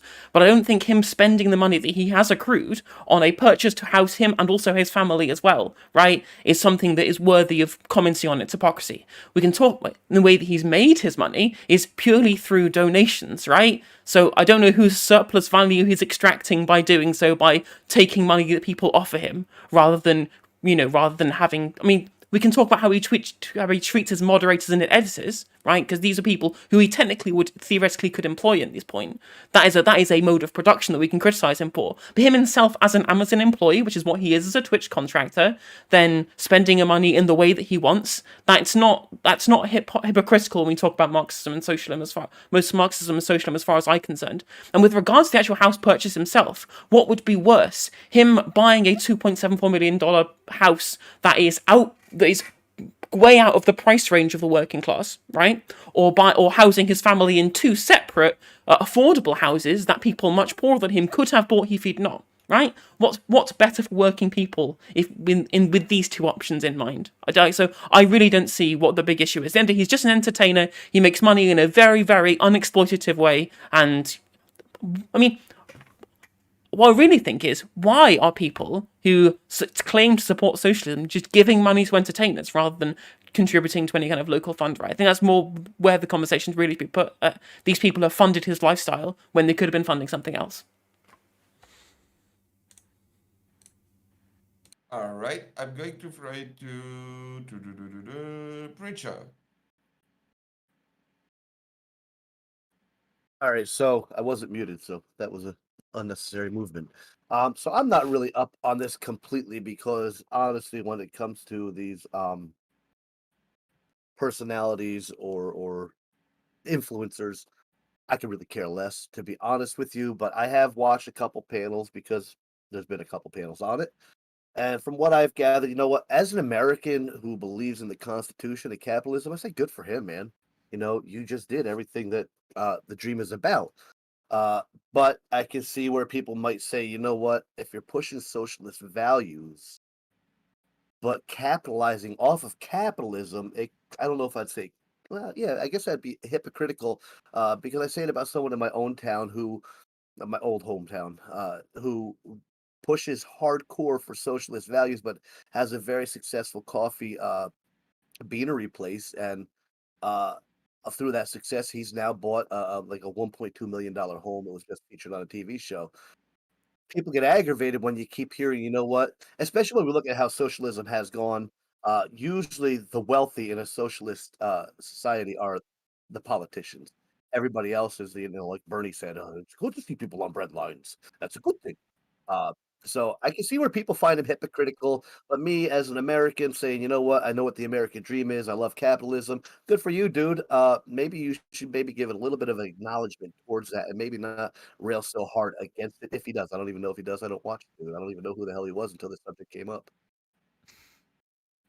All right. I'm going to try to CTV. All right, so I'm talking about this again. It's a bullshit fucking topic. Danabo is fucking lazy. He should have came up with a better fucking topic, right? Danabo, what the fuck, man? Right? Dude spends $3 million on a house, right? And I'm going to round up. I should probably round it up to 5 if I'm being fucking honest, because like there's interest, right? Unless he paid for it cash. Did he pay for it cash? I don't think so. I think there was a mortgage involved. If there's a mortgage involved, there's going to be fucking taxes that have to get paid. There's going to have to be fucking interest. Like, it's going to end up costing a lot more fucking money. All the while, this motherfucker's selling socialism, right, as the way to fucking, perpetuate American society, while at the same time, like, saying, hey, I'm going to have a $3 million mansion and a pool for me to be able to fuck porn stars, and everybody else could just fucking suck a dick, right? So, like, that's the message, right? That right there is the left's fucking message. There's going to be, just like I said on Friday, right, there's going to be a lot of justifications from those on the left, right, to protect Hasan, because it's like, well, I'm sitting here over on the social. Literally covered all this already. Like, just no response. That's what I want to be able to do. So if I just carry the grift long enough that I get to that point, then it's possible, right? Rather than pointing out the blatant hypocrisy in the man's actions versus what he's been fucking speaking and holding his feet to the fucking fire. All right, I'm going to throw to Audio. All right. He had a video from 2019 called "Yes, Billionaire is a Dirty Word," where he basically goes on a rant about how unethical it is to be a billionaire, and he refers to it as that level of wealth hoarding. Even though, when that alien starts with a B, but not his alien that starts with an M, then it's okay an amount of hoarding. He specifically calls out Bezos because that's usually the person that's called out whenever these conversations are had. But based on what I can find, I'm not using this as pure fact, so these numbers are subject to change. But Bezos' annual income, what he takes home, is about 1.6 million. Hasan's is 1.8 to 2. That could be way different. That's only what I could find with a quick Google search. So it would be ultra ironic and hilarious if Hasan actually had more take home annually than Bezos, not counting like I don't know, like dividends or some shit, but just pure income wise. He would like go on to say, like, asking if billionaires deserve their billions, which is, we're not even talking about income. When we're talking about billionaires, that's always their net worth, not their the amount of cash they have available on hand. And so if he's gonna be like, does Bezos deserve to be a billionaire? Why would Hasan deserve to be a millionaire? Well, yeah, obviously, let's see. Like, Marxism is a critique of the private property, which is the difference between the assets and the take-home pay. Basically talks about how like the evils of capitalism and the revolution that may happen if something doesn't change. But it's like, he would say something like, the solution is to solve inequality, famine, and poverty. But by like all metrics, the rate of poverty has been going down. The amount of people that have been dying due to famine globally has been going down, and that's because of the liberalization of countries around the world adopting like free markets, or going more towards free markets as opposed to kind of more restrictive authoritarian like regimes that they had in the past. So is Hasan a hypocrite? Yes, because if you're going to preach about how unethical it is to be a billionaire, and be like, well, I'm a socialist, but I'm going to live the most capitalist, like mansions, designer clothes, fucking porn stars, all that shit, then you're a hypocrite. All right, I'm going to throw it to Dafro. All right. So, I really, so what I would say is that, like, I don't know if it's hypocritical for him to buy this house in West Hollywood or whatever, but I think that like, what's really important is that, like, if you are going to espouse these those values, and as already Zoid said, like, live the most extravagant life possible, I think the least you could do is like put more money towards your cause. Like, to be honest, like, Hasan has been stacking bread for like the past few years, just grinding on Twitch, and like, good for him or whatever. But like, he could use that money to do so much shit, like in terms of like organizing for political movements or unions, or opening up his own co-op. I've heard someone say, like, probably as a meme, but like the fact that he's like, I don't really see him do these things. Like, that's kind of like what is a little hypocritical. The fact that he's willing to talk about this shit so much, and then like, rail on anyone who has like a ton of money, who he is definitely rich as well. Like, I just think that like, he should do more to further his own cause if he's gonna be living like that. All right, I'm going to throw it to XQSL. Yeah, he's definitely kind of a hypocrite. Like Dafro said, he could easily be like doing way more if he wants to put his money where his mouth is. It'd be a fun 8 versus 1, isn't it? It is his money. I'm not saying like it should be taken away or anything like that crap. It's just, there's more he could do to help like organize, et cetera, et cetera. I'm more just gonna repeat what Dafro said. But yeah, I think Hasan could do way more. All right, North Countryman. So I can approach this from a few different angles. As a grown-ass adult, what another person does, not really my issue. As a Christian, I have to think of Book of Matthew, chapter 7. Don't judge others, lest you be judged yourselves. Don't criticize a speck in someone's eyes while ignoring the log in your own. As a freedom-loving capitalist, check out the shirt. What someone does with their money, again, I have no issue. However, as a dumbass with a camera and a microphone on Twitch, this is just a clear illustration that the left is completely incapable of living their values, and it's a failure of this utopian, permanently online leftism that is just perpetuating and actually seeping into the electorate, demanding just impossible standards of candidates and impossible standards of government that is inevitably going to lead to failure. And this is not a new thing. This kind of utopian leftism has always been impossible to implement and impossible to carry out, and it is doomed to fail. This is why casual reform, recognizing what society allows and doesn't allow, and what it accepts, and working with that is the right way to go. And that's the kind of brand of conservatism that I push for. How's that for memeing? All right. Quick question. Did I forget anyone? I haven't gone yet. All right. Ethan? So I think that a lot of this stems from this, and I don't, well, no, I know why, but stems from this this thing in the past 40, 50 years where I mean, true, but taxation isn't socialism. Socialism, communism, and conflate the two, okay? Now, in both communism and socialism, you have a seizing of the means of production, right? More means of production going to people. That's in both of them. But it's only communism that eliminates property rights. Socialism doesn't eliminate property rights. If capitalism was OBS, socialism would be a plug-in. We did it with the New Deal. That is the most prominent socialist thing that happened in the United States in the 20th century, and it fixed rampant capitalism. Rampant capitalism is the problem that we have today. Rampant capitalism. No, he calls himself a Demstock. Multi-billionaires to become more billionaires. There's nothing inherently wrong with what Hasan did. He's working within the system provided to him, and he is operating on the capitalist system that we have. Capitalism provides access to resources.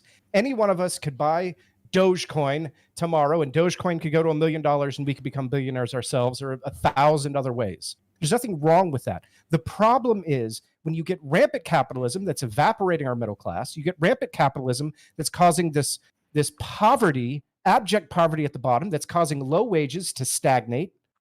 That's the problem. That's what we need to eliminate. Do I wish that Hasan had instead spent $3 million on an abandoned Walmart and created a bunch of affordable housing or something? Absolutely. But he's not a hypocrite for entertaining people, making money for entertaining people, and using that money to buy himself a house. It's not hypocritical. It's just capitalism. All right. And with that being said, the floor is yours. Ethan, is the government doing stuff socialism? Is the government doing stuff socialism? Is that what you asked? No. Then how is the New Deal socialist? How is the New Deal socialist? Well, the New Deal did a lot of things. So it told banks that they had to loan to people. Banks weren't loaning to people. People couldn't buy houses in the Depression. It was a big reason why the Depression happened is all the banks crashed. And they said, you're going to loan to people. And the bank said, well, we're not going to loan to people. And the bank said, no, the government said, we're going to back you up. You can't go insolvent anymore. You're going to be part of the FDIC. You are going to have Fannie Mae and Freddie Mac and all that stuff. It came later. It wasn't a part of the original New Deal. But all of that stuff raised the floor. It created a social net so that people wouldn't fall through the cracks and lose everything. That's what socialism provides. It provides you access to services. Socialism is why we have an education system. It's why we have policing. It's why we have all of these things provided to us by the government. Our taxes pay for roads. That's why we have a commerce system in between states. All of this stuff is socialist. No, it's not communist. It's not socialism. Why'd you say no when I asked if the government doing stuff is socialism? Okay, not necessarily. It seems like you're saying it is. Wait, hang on. Yeah, that's definitively not socialism. That's just mixed economy capitalism. That's any of the social democrats say would be fine with what you were just saying there. You could say that all that stuff is able to be done because of capitalism. Otherwise, you won't have the funds available to be taxed and used by the government. Right, but socialism is a socio-economic theory.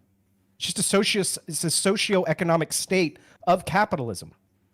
No, socialism is the worker control of the means of production and the abolishment of the commodity form, which is not capitalism with taxes. Talking about evolving capitalism. That's his entire thing was we need to evolve capitalism. We need to not have any more of these Gilded Ages. That was his entire point. His point is a changing of the economy.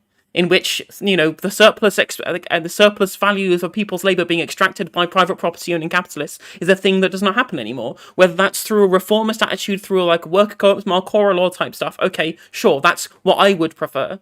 Right? But at the end of the day, the government taking taxes and providing public services is just social democracy. Not even just that; it's just social contract theory 101. Yeah, and but as far as economics, it's still capitalism.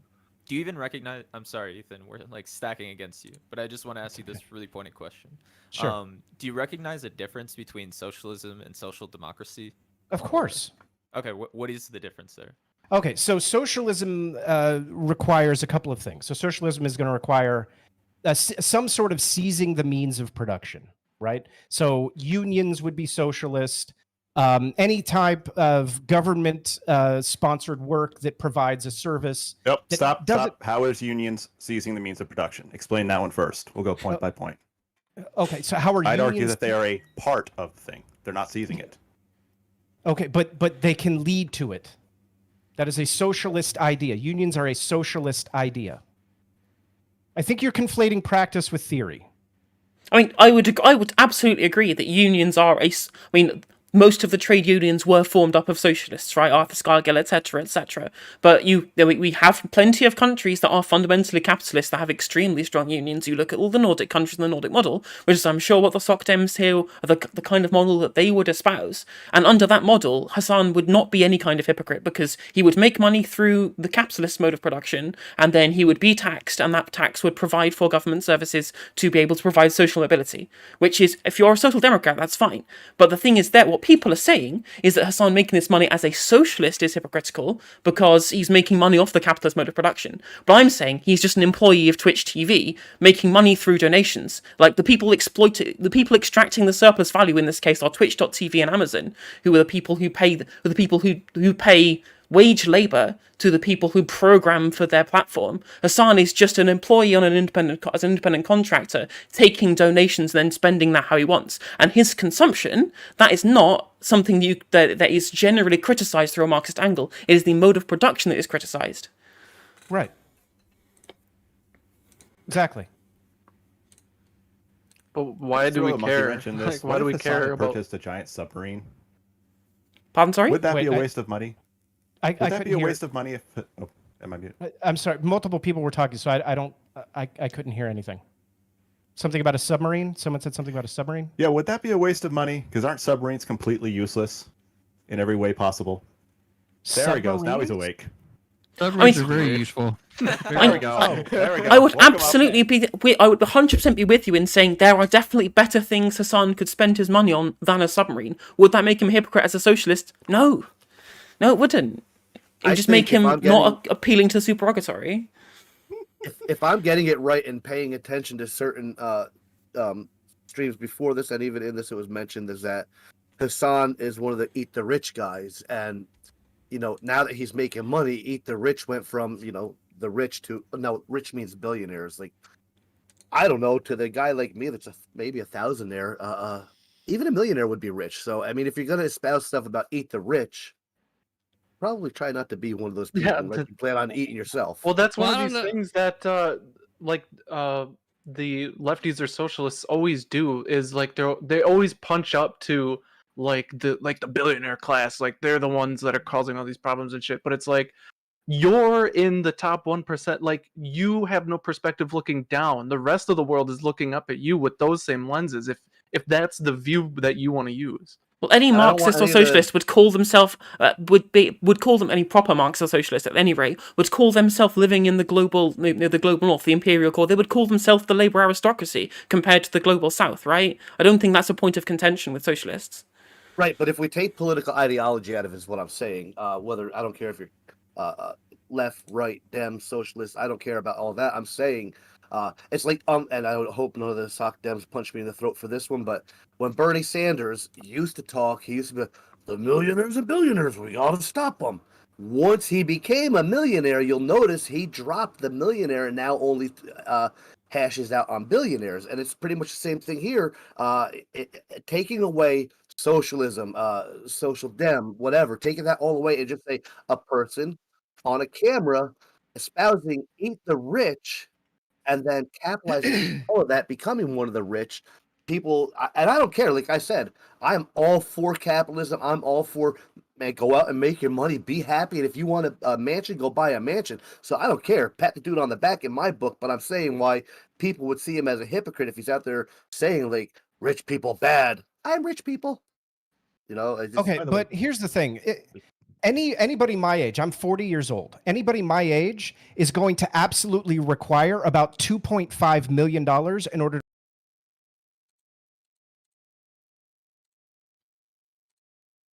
I'm losing my mind here. In order to retire.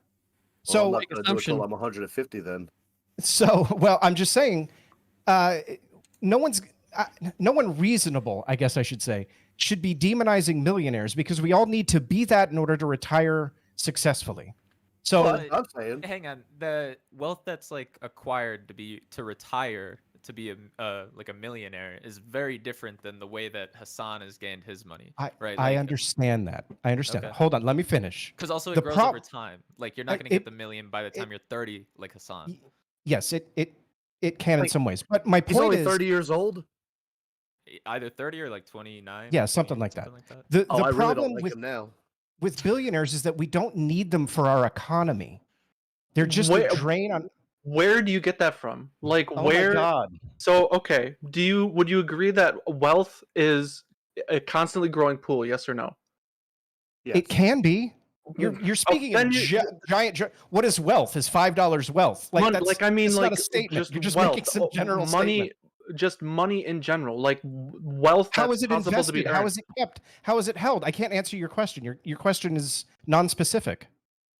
So, is there a very finite basic. amount of wealth that all population on Earth gets to pull from? You could just ask this: is economics a zero-sum game or not? Well, that's the core, but that's like what most people like. They can't get past that. Can't get past what? I don't. Is it zero sum? Is economics zero sum or not? Is economics zero sum? Like if one person gets a ton of money, does that prevent a lot of other people from getting money? Well, it can. That's what I'm saying. The issue is that your question is too broad. No, it's not. At what level is $10? You would have to provide evidence to say that look, this isn't or this is being zero sum when the vast majority of cases, like so if somebody was stealing or if somebody was rent seeking or something like that, then yeah, you could point it to it being like zero sum. But just saying, oh, Bezos' worth is billions of dollars, therefore he shouldn't exist. Therefore, billionaires shouldn't exist. I mean, but the socialist point is that he doesn't need to exist. Amazon could be cooperatively owned and run. The means of production could be shared between the people who run the company, who function to keep that company going from day to day. You do not need the private ownership of those means of production for Amazon to be able to run in the efficient manner that it does, and to provide the service it does to the country and to the world and to the communities, right? And you can have all of those billions of dollars that Jeff Bezos can go have in his assets and his share, and the shareholders of Amazon could be shared amongst the people who do the actual work rather than the actual labor that they produce having surplus value extracted from it, right? But we haven't seen any situation that has rivaled what private markets have been able to do. You have to acknowledge For a that. very few amount of people. No, right, for everybody. You have to say that Amazon benefits most people, if not all. Can we look at let's look at the Jeff Bezos thing, right? Okay, maybe now Amazon doesn't need Jeff Bezos, but without Jeff Bezos, there would have been no Amazon. And if we want to look at you don't need billionaires, let's look at Amazon, because people can now sell their products through Amazon. Therefore, the billionaire that started this program is now benefiting other people underneath that they can now make money off of that system. And I'll tell you, hold on. Well, I didn't say, hold on. Okay. Now I'm going to say, when you say we don't need billionaires, I'm a business owner. I have my own painting company, right? And I do good for my household. I do good, but there's no way I'm employing a bunch of people. If you want people that are willing to take the risk, it's going to take much more than what I make as a painter to take the risk to make as many jobs and do as much as Amazon has done across the board. So I'm not saying we need billionaires, but maybe we shouldn't crap on billionaires just because they did something good and they were wise with their money. No, we should crap on billionaires. Here's the thing, though. Like, what if those billionaires are like performing like monopolistic behaviors, like Jeff Bezos, who like as you said, people can sell on his site, although there have been multiple instances of like the Amazon Basics brand creating like an alternative to some smaller brand and then selling that for much cheaper, and like axing the previous like creator of whatever object it was, or whatever product it was, like you know, from the site. Did you just seriously reference hello? antitrust laws from Hello, can you guys hear me? Roosevelt? Oh, it's that guy. I hear What's up, man? somebody. I'm here, and I'm just here to say that I want to thank you all for coming on the recruitment table, and I'm gonna be watching the Jake Paul versus Tyron Woodley fight, and this is a Jake Paul panel. It is officially everybody on here now endorses Jake Paul for victory. I want to thank you all for endorsing the God King Jake Paul for victory. Y'all have a wonderful. I like Jake Woodley. See you guys later. Bye, Dylan. Who's that guy? You have a good one. All right. Well, since y'all woke me up because I was having a splendid nap, right? Since you woke me up, I got a very practical question for y'all, right? Because I look at the definition of socialism here.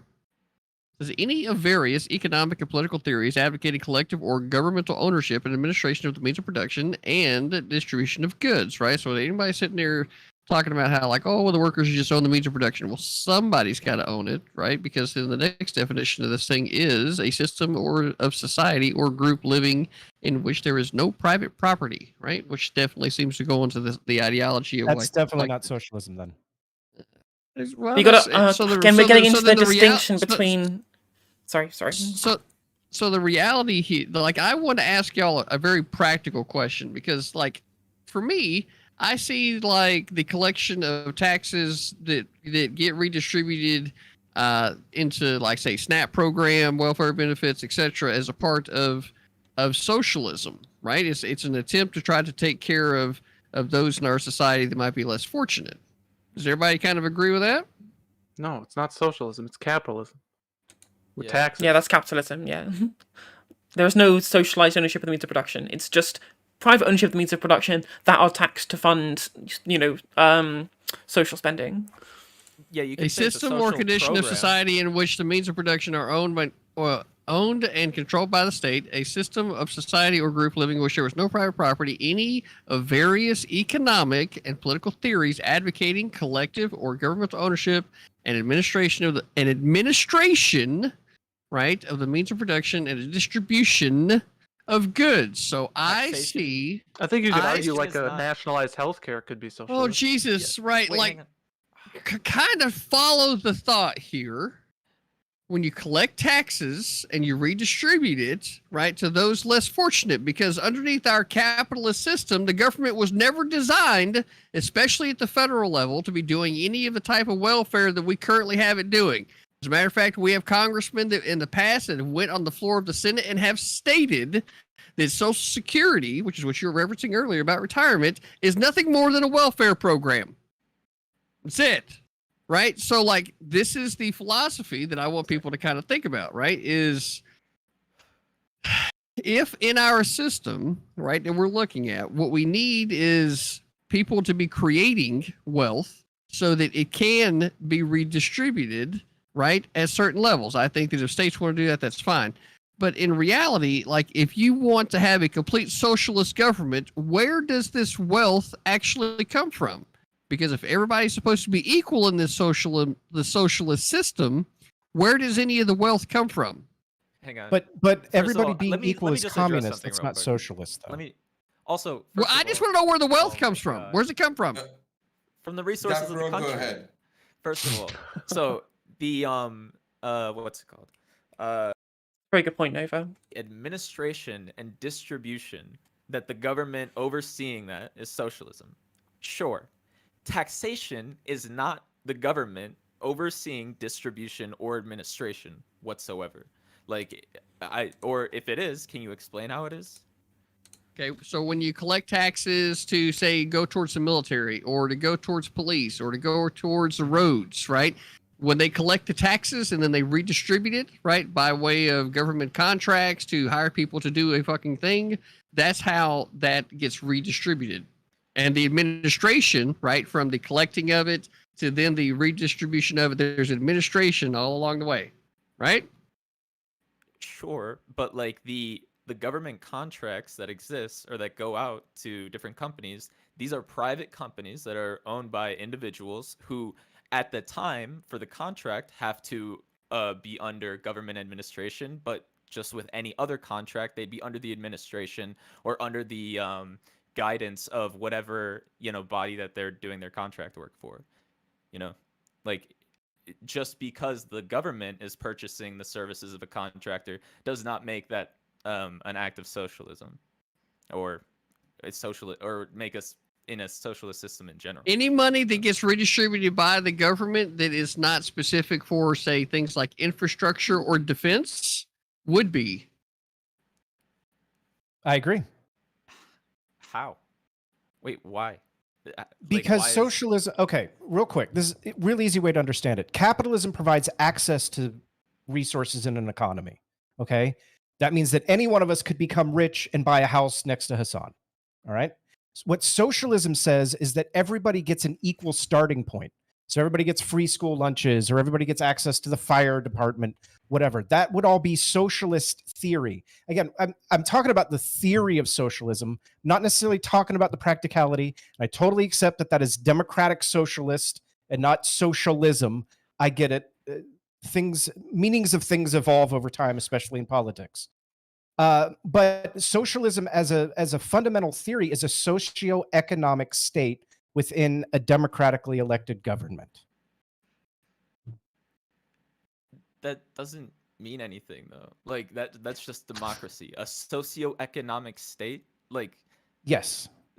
What is no, hold on. When you okay, but when I say state, I don't mean country. I mean the state of a thing, like the where something is. I don't necessarily mean like nation state. Okay. So don't conflate my words. I'm just saying it's a state inside of capitalism. But no, unless you have an economic system in which there is no private ownership of the means of production, it's not socialism. You're describing you're describing social democratic policy here. That's the thing. Like, I understand what you're saying. That like, Marx understood socialism to be like a transitory state to communism, right? But I think something to understand is that social democracy is a big step in between, like our current economy and then socialism. Like the use of markets is a capitalist thing. I guess that you can use markets in socialism, but you have to engage in it much differently with like state-owned Sure. I think no, I agree. I think the conflation is happening because there's no such thing as a socialist country. Right. Okay, you can't have a country that always fails. Like so that is purely socialist because socialist isn't a governmental structure. It's a socio-economic theory. No, it's an economic system. It's an economic system with a socialized ownership of the means of production. I feel like we're having trouble like inside of a democracy or a republic. That's no, or in part of a single party state as well. It doesn't have to be a republic or a. But democratic socialism is socialism. They're the same thing. We're describing two different things. But you could have a republic socialism. Social democracy and democratic socialism are not the same thing. Hey, can I step in here for a moment? Since we cannot seem to come to an agreement and consensus on what socialism is and isn't, why don't we just say to hell with it, stick to conservatism, that word, and just tweak what needs to be tweaked and let this guy have his damn mansion. Kudos to him. And I will say, though, just because he has a mansion worth whatever it is, 2.7, 3.2, it doesn't matter to me, doesn't mean that's actually what he spent. There's a thing called mortgage, and it means that he was credited with that and will spend over time, which is ridiculous. But I just hope, that Twitch is good enough to him that he can afford property tax and not get foreclosed on. Just a thought there. Yeah, I mean, I fine. agree. He's rich as fuck. Okay, well, I agree with Preacher on that to a degree, but what we really need to do is like instead of just talking about like what words fucking mean, we really just need to focus on policy. What actually matters to actually change things. It doesn't matter what the word means at the end of the day. You can call whatever. You can call a duck a goose. I don't care. But well, it matters because the language is what is it.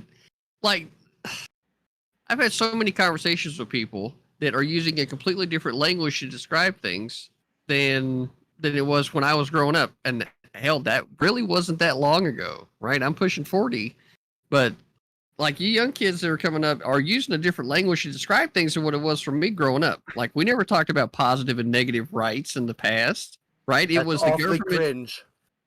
You know, the government is framed in the way that it is because the government has certain responsibilities and is supposed to stay within the bounds of that responsibility, not just keep pushing more and more power to the top. In reality, what we have now is we have a whole bunch of people advocating for socialism, especially right at the federal level, or democratic socialism, when all that really ends up accomplishing at the end of the day is taking more power away from the individual.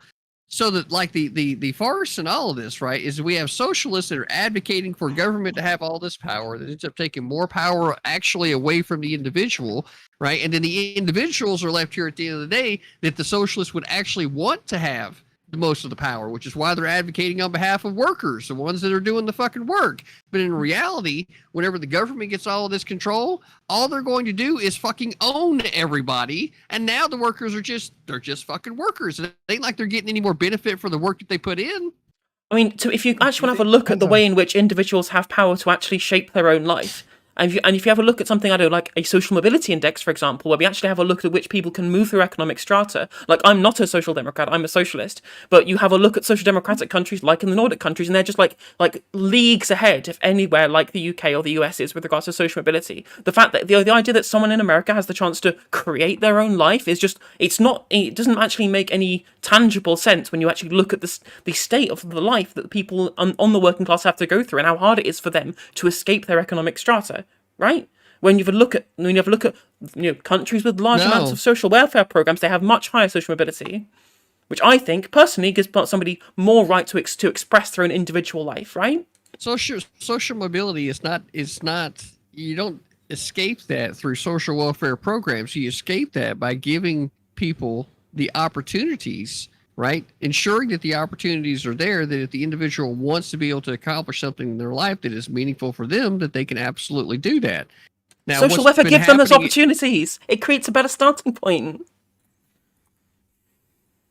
Now, what's been happening here in the United States is there's been a driving off of a lot of manufacturing jobs, and then like a lot of the poorest of Americans are being left behind because they couldn't get the money necessary to be able to go to college, right, to get the education for a job that they might want. So then you just say, oh, well, just collect up more tax money and give it to them for that. Well, that doesn't actually like solve some of the problems that you might want. Like you still need somebody to fix your fucking air conditioner. I'm living down here in Central Florida right now. If I didn't have a fucking air conditioner, are you shitting me? Right? That's why I know how to fix my own fucking air conditioner. Right?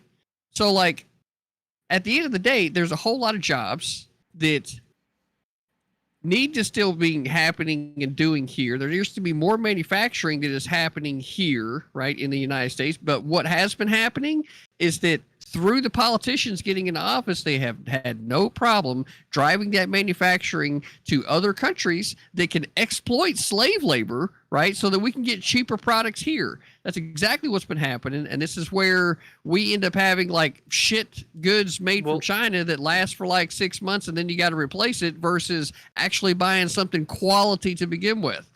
Well, it would be the same. I wouldn't think there'd be like a huge quality difference, but that's just the world catching up.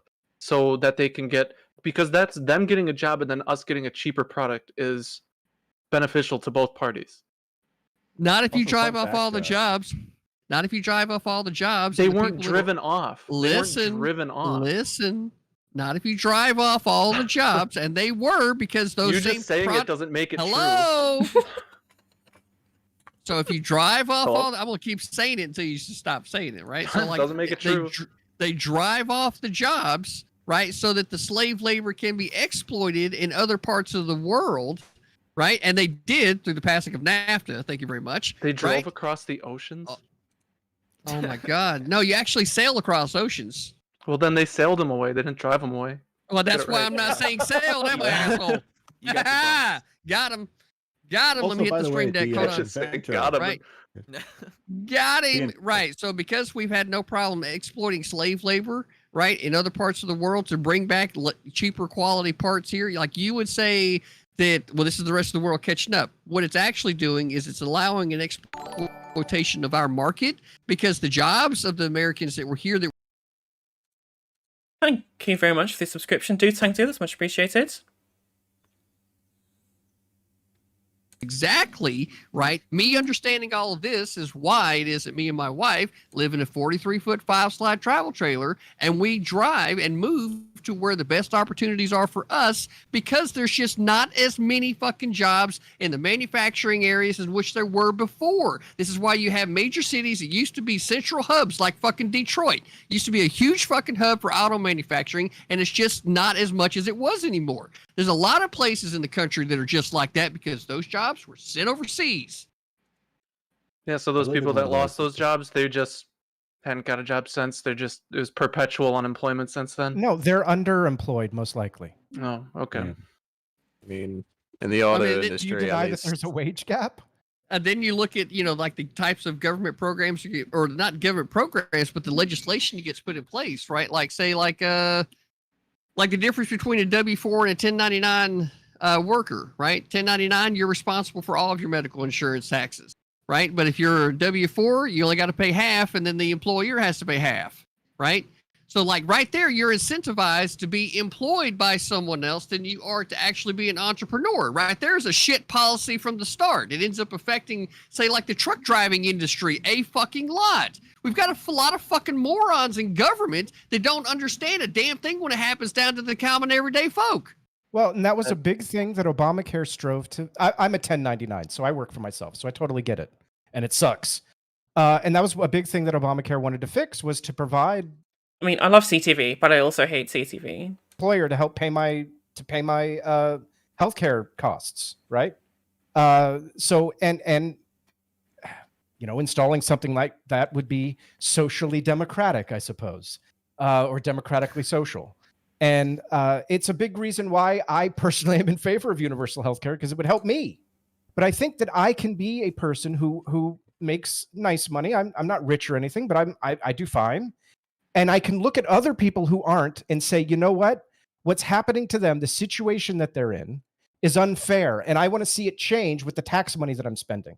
I don't think that is hypocritical for me to say that and also make money. Well, let me help you out. You just described the German and Japanese, and I think the Swiss healthcare system, by the way. I'm going to help Ethan out here for a moment, because I see you got a hell of a nice setup sitting there right behind you, and it looks really nice. And if you'll notice, it cost me almost $10. $20. Well, let me tell you something. I've got like a $7 black sheet hanging behind me. So let's cut the government out of this. Don't worry about your tax dollars. Come on over and donate on my channel. You're helping out somebody else where you're looking at them. You don't want to see me in this situation. Donate to me. I'm trying to move out. Oh, there you go. Okay. I'll make my rounds. There you go. There you go. Spread the wealth, baby. Spread the wealth. Also, the inventor of the air conditioner is a statue in Statuary Hall, submitted by Florida. So yeah, it's pretty important in Florida. Yeah, I grew up in Florida. It's you need it. So one thing I wanted to say about the the whole loss of manufacturing jobs. I mean, maybe there is something to us losing our manufacturing at such a rapid pace, and not properly making sure that there are other opportunities within certain cities like Detroit or Cleveland or these different places, and however, I think that there in this day and age there needs to be a push for a modernization of the United States economy. There doesn't necessarily need to be a reason for us to do manufacturing. Obviously we need it in a lot of places, and it should exist for as much as the market demands it. But as what's it called, automation comes in, and for a number of different industries, different opportunities that are going to require different types of education are going to open up. And so maybe we should rather invest in trade schools and colleges in different ways. And I don't know if Sweden or Finland does this, but to make sure that they're, because the thing is that Artie Zoid is right, that the jobs that people have in like these third world countries, like they may seem really shitty, and there are certainly things that we can do in trade agreements to make sure that like those working conditions are much better. However, like the factory job that like some Malaysian person would have is like astronomically, like the pay is way higher than if they were to continue like being farmers or being working in some other menial, well, I won't say menial job, but like hard labor job or whatever. And manufacturing is tough labor too, for sure. But yeah. Well, I was going to say sorry, go for it. Oh, I was just going to say, I think we need another New Deal, and maybe we should paint it green. Go ahead. Well, I was going to say that I wonder what would have happened to all of those manufacturing jobs if the big companies who did that, who had the manufacturing jobs, were owned and run by the workers rather than capital owners or shareholders or boards of directors who made profit-driven decisions to move those jobs overseas so they could pay their employees less. Whereas if all these workers democratically run the company and were directors and owners of a cooperative business, all of those jobs would have stayed in the United States and to a lesser extent the UK. I don't Just think because they they're would have. workers doesn't mean they can't do math. They'll still make profit decisions. I think no matter Sorry, what, people talked over there. I'm sorry. If you're a worker and you want ownership in the company or whatever you may call it, well, then maybe you should learn to invest and take the risks that the owners have. Because I'll be damned if I'm building my painting business up, putting my blood, sweat, and tears into all of it, making the risk with my financial investments, and someone's going to hire and say, you know what, I think I deserve a part of this. Well, come kiss my ass, go down the road.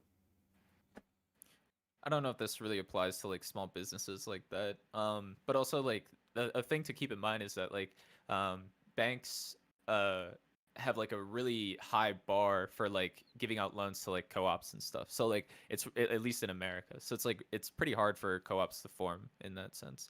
But also like go ahead. Yeah, I was going to say, if you had something like the Marcora law, like they had in Italy, where people who were on welfare could take up a lump sum of their benefits in conjunction with other people on benefits to start a cooperative business, that would be a good policy. I mean, it wouldn't create socialism overnight, but it would at least lead to, the formation of more cooperative businesses. I can't think of a single job that I've held. Sorry, I can't think of a single job that I've held where I would want my coworkers making decisions on behalf of the company. That seems outrageous. It's called a union. They exist everywhere. No justice. By the way, my union. I would say my chat if loves they you. exist, Oh my if God. they exist everywhere, then how is it that I've been able to make my way through the world and never be a part of a union? I'm not saying they. Okay, maybe everywhere was a little bit of a generalization. Because your country has stupid right to work laws. There are lots of unions. Yeah, exactly. And a union doesn't even run the company. They're worker advocates. They don't run the company. But maybe they should. And I'm going to tell you why they shouldn't, because here's an issue I have as a painter. Okay, I'm in Pennsylvania, like I said, right? If I were to go across the border where I used to live in Jersey and I tried painting on my own, I'd literally be physically bounced off a job. Me, as a small business painting contractor, could not get that work. Why? Because it's all unionized. And if I tried to touch it, I would have a lot of issues. I'm sorry, but unions do nothing but damage the little guy. I'd like to point out, I think we may have killed Mr. Geek. No, he's there. He's chilling. No, we're like music to his ears, and he's just taking a rest. Just checking in on him. I think that there are good things and bad things to unions for sure. Like because obviously they're not all good. Like obviously, like a lot of lefties have issues with the police union, and also there's what's it called? There's the largest like solar farm in California. I don't know what the news is on that, but last time I checked, like it wasn't opening because the union workers of the coal plants that were being used lobbied against it. You know what I mean? Like they successfully lobbied against it. So yeah, it's just me. And I'd on say that little is, sock like, times. keeping us, like holding us back from, at least addressing climate change, which is like pretty bad. But yeah, so like I'm glad you brought up the banks earlier, right? And it seems to be that like there's a lot of conversation on the left with regard to like how you really don't like big corporations, right? And that's like kind of the boogeyman. Which, you know what, I can definitely see where you're going with that, right? But like what I don't understand is that in the same breath, you'll sit there and be pushing for the nationalization, right, of a particular industry rather than keeping the sovereignty of things inside the state. Because if you kept the sovereignty of things inside the state, it would force the corporation to be much smaller and wouldn't allow it to get to the point that it is. Right? This is specifically where, like, you know, like, if, like, for instance, before, like, I remember a time before there was not a Walmart in every fucking city in the United States. I remember a time where that was not the case. Anybody else here besides Ethan? Oh, hell yeah. Preacher, right? There was a time in this country, folks, where there was not a Walmart in every single fucking town. But now that there is, what has happened? All of the mom and pop grocery stores or the smaller chains or whatever, like Food Lion, has pretty much made its way on out. Right here in the South, you still got a few Piggly Wigglies running around. You still got, you know, like some Ingles, right? That's more like North Carolina, North Georgia. You know what I mean? But they're just not as prevalent as Walmart. But what's happened there? You end up with lobbyists getting into power, and they want to be able to get a few things pushed in their direction, right? This is going to allow the nationalization of a particular industry. And then guess what? All the small business owners all over the country are now affected by this nationalization of things because you allowed the corporation to be able to grow to the power that it has. And then what do we end up getting at Walmart? We end up getting a bunch of cheaper made Chinese products or wherever they're coming from, right? So that we can get a good value for our money, right? And what we're left with here at the end of the day is them controlling a lot of the labor market and the products that we need to fucking live, right? Well, moreover, I want to add to something. A lot of these townships were promised a certain amount of property taxes by the Walmarts that came in, and Targets, other big box stores, but we're talking about Walmart right now. And now they're backing off. They're saying, oh, well, initially it was $500,000. Now they're saying, well, we can only give you $350,000. So it's not just hurting the workforce, it's actually hurting the tax revenue that was supposed to come into these municipalities that isn't. Walmart doesn't set the tax rate. Blame the government. Also, wait, this, like, you're attacking stuff from, like, what's it called? Like, how did the government, let me just ask you this question. How did or CTV, let me ask you this question. How did the government help Rockefeller, you know, get a virtual monopoly in the oil industry? Like, you're saying that, like, with government intervention, this is what pushes monopolies to form. Like, that's what you said, right? Like, okay, so since you want to, has anybody else talked about Rockefeller before this point? No. Okay, good. I got no problem talking about Rockefeller, though. We can go back to before that, where Vanderbilt built the fucking railroads, right? And Vanderbilt and Rockefeller were getting in business together to begin with, and then Rockefeller was like, "Why the fuck am I paying all this money for trains to be hauling this oil all over the place?" So then he starts laying pipe. God, I'm so sick of talking about fucking Seppo land. They don't know. They just don't know that the rest of the world exists. It's not just America. Product, right? So then from there, right, after you've already laid miles and miles and miles of pipe, now you've got, I mean, shit. We got, how much pipe we got laid in this country? We lay a lot of pipe. There is no doubt. We lay some pipe here in the United States, right? So then, like, when you get to the point to where Standard Oil, right, was the company that Rockefeller had brought to fruition, and this had a lot to do with his distilling practices of oil to be able to separate the fucking kerosene from everything else, right? Very important. You that get to lay, oh.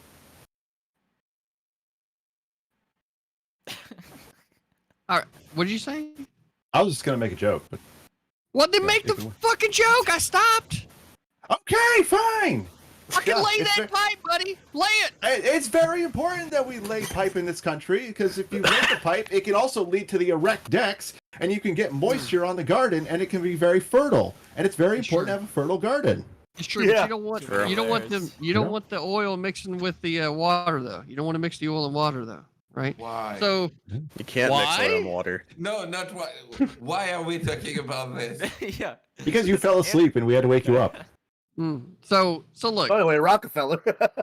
So Rockefeller, right, as he's expanding his business, at this point in history, there was not a lot of government fucking prevention in any of this stuff. The country itself had not fucking grown up, right? It was going through the process of growing up. Industrial Revolution, yeah. Right, which is also like, let me ask you this question. Where did time zones come from? Who actually did that?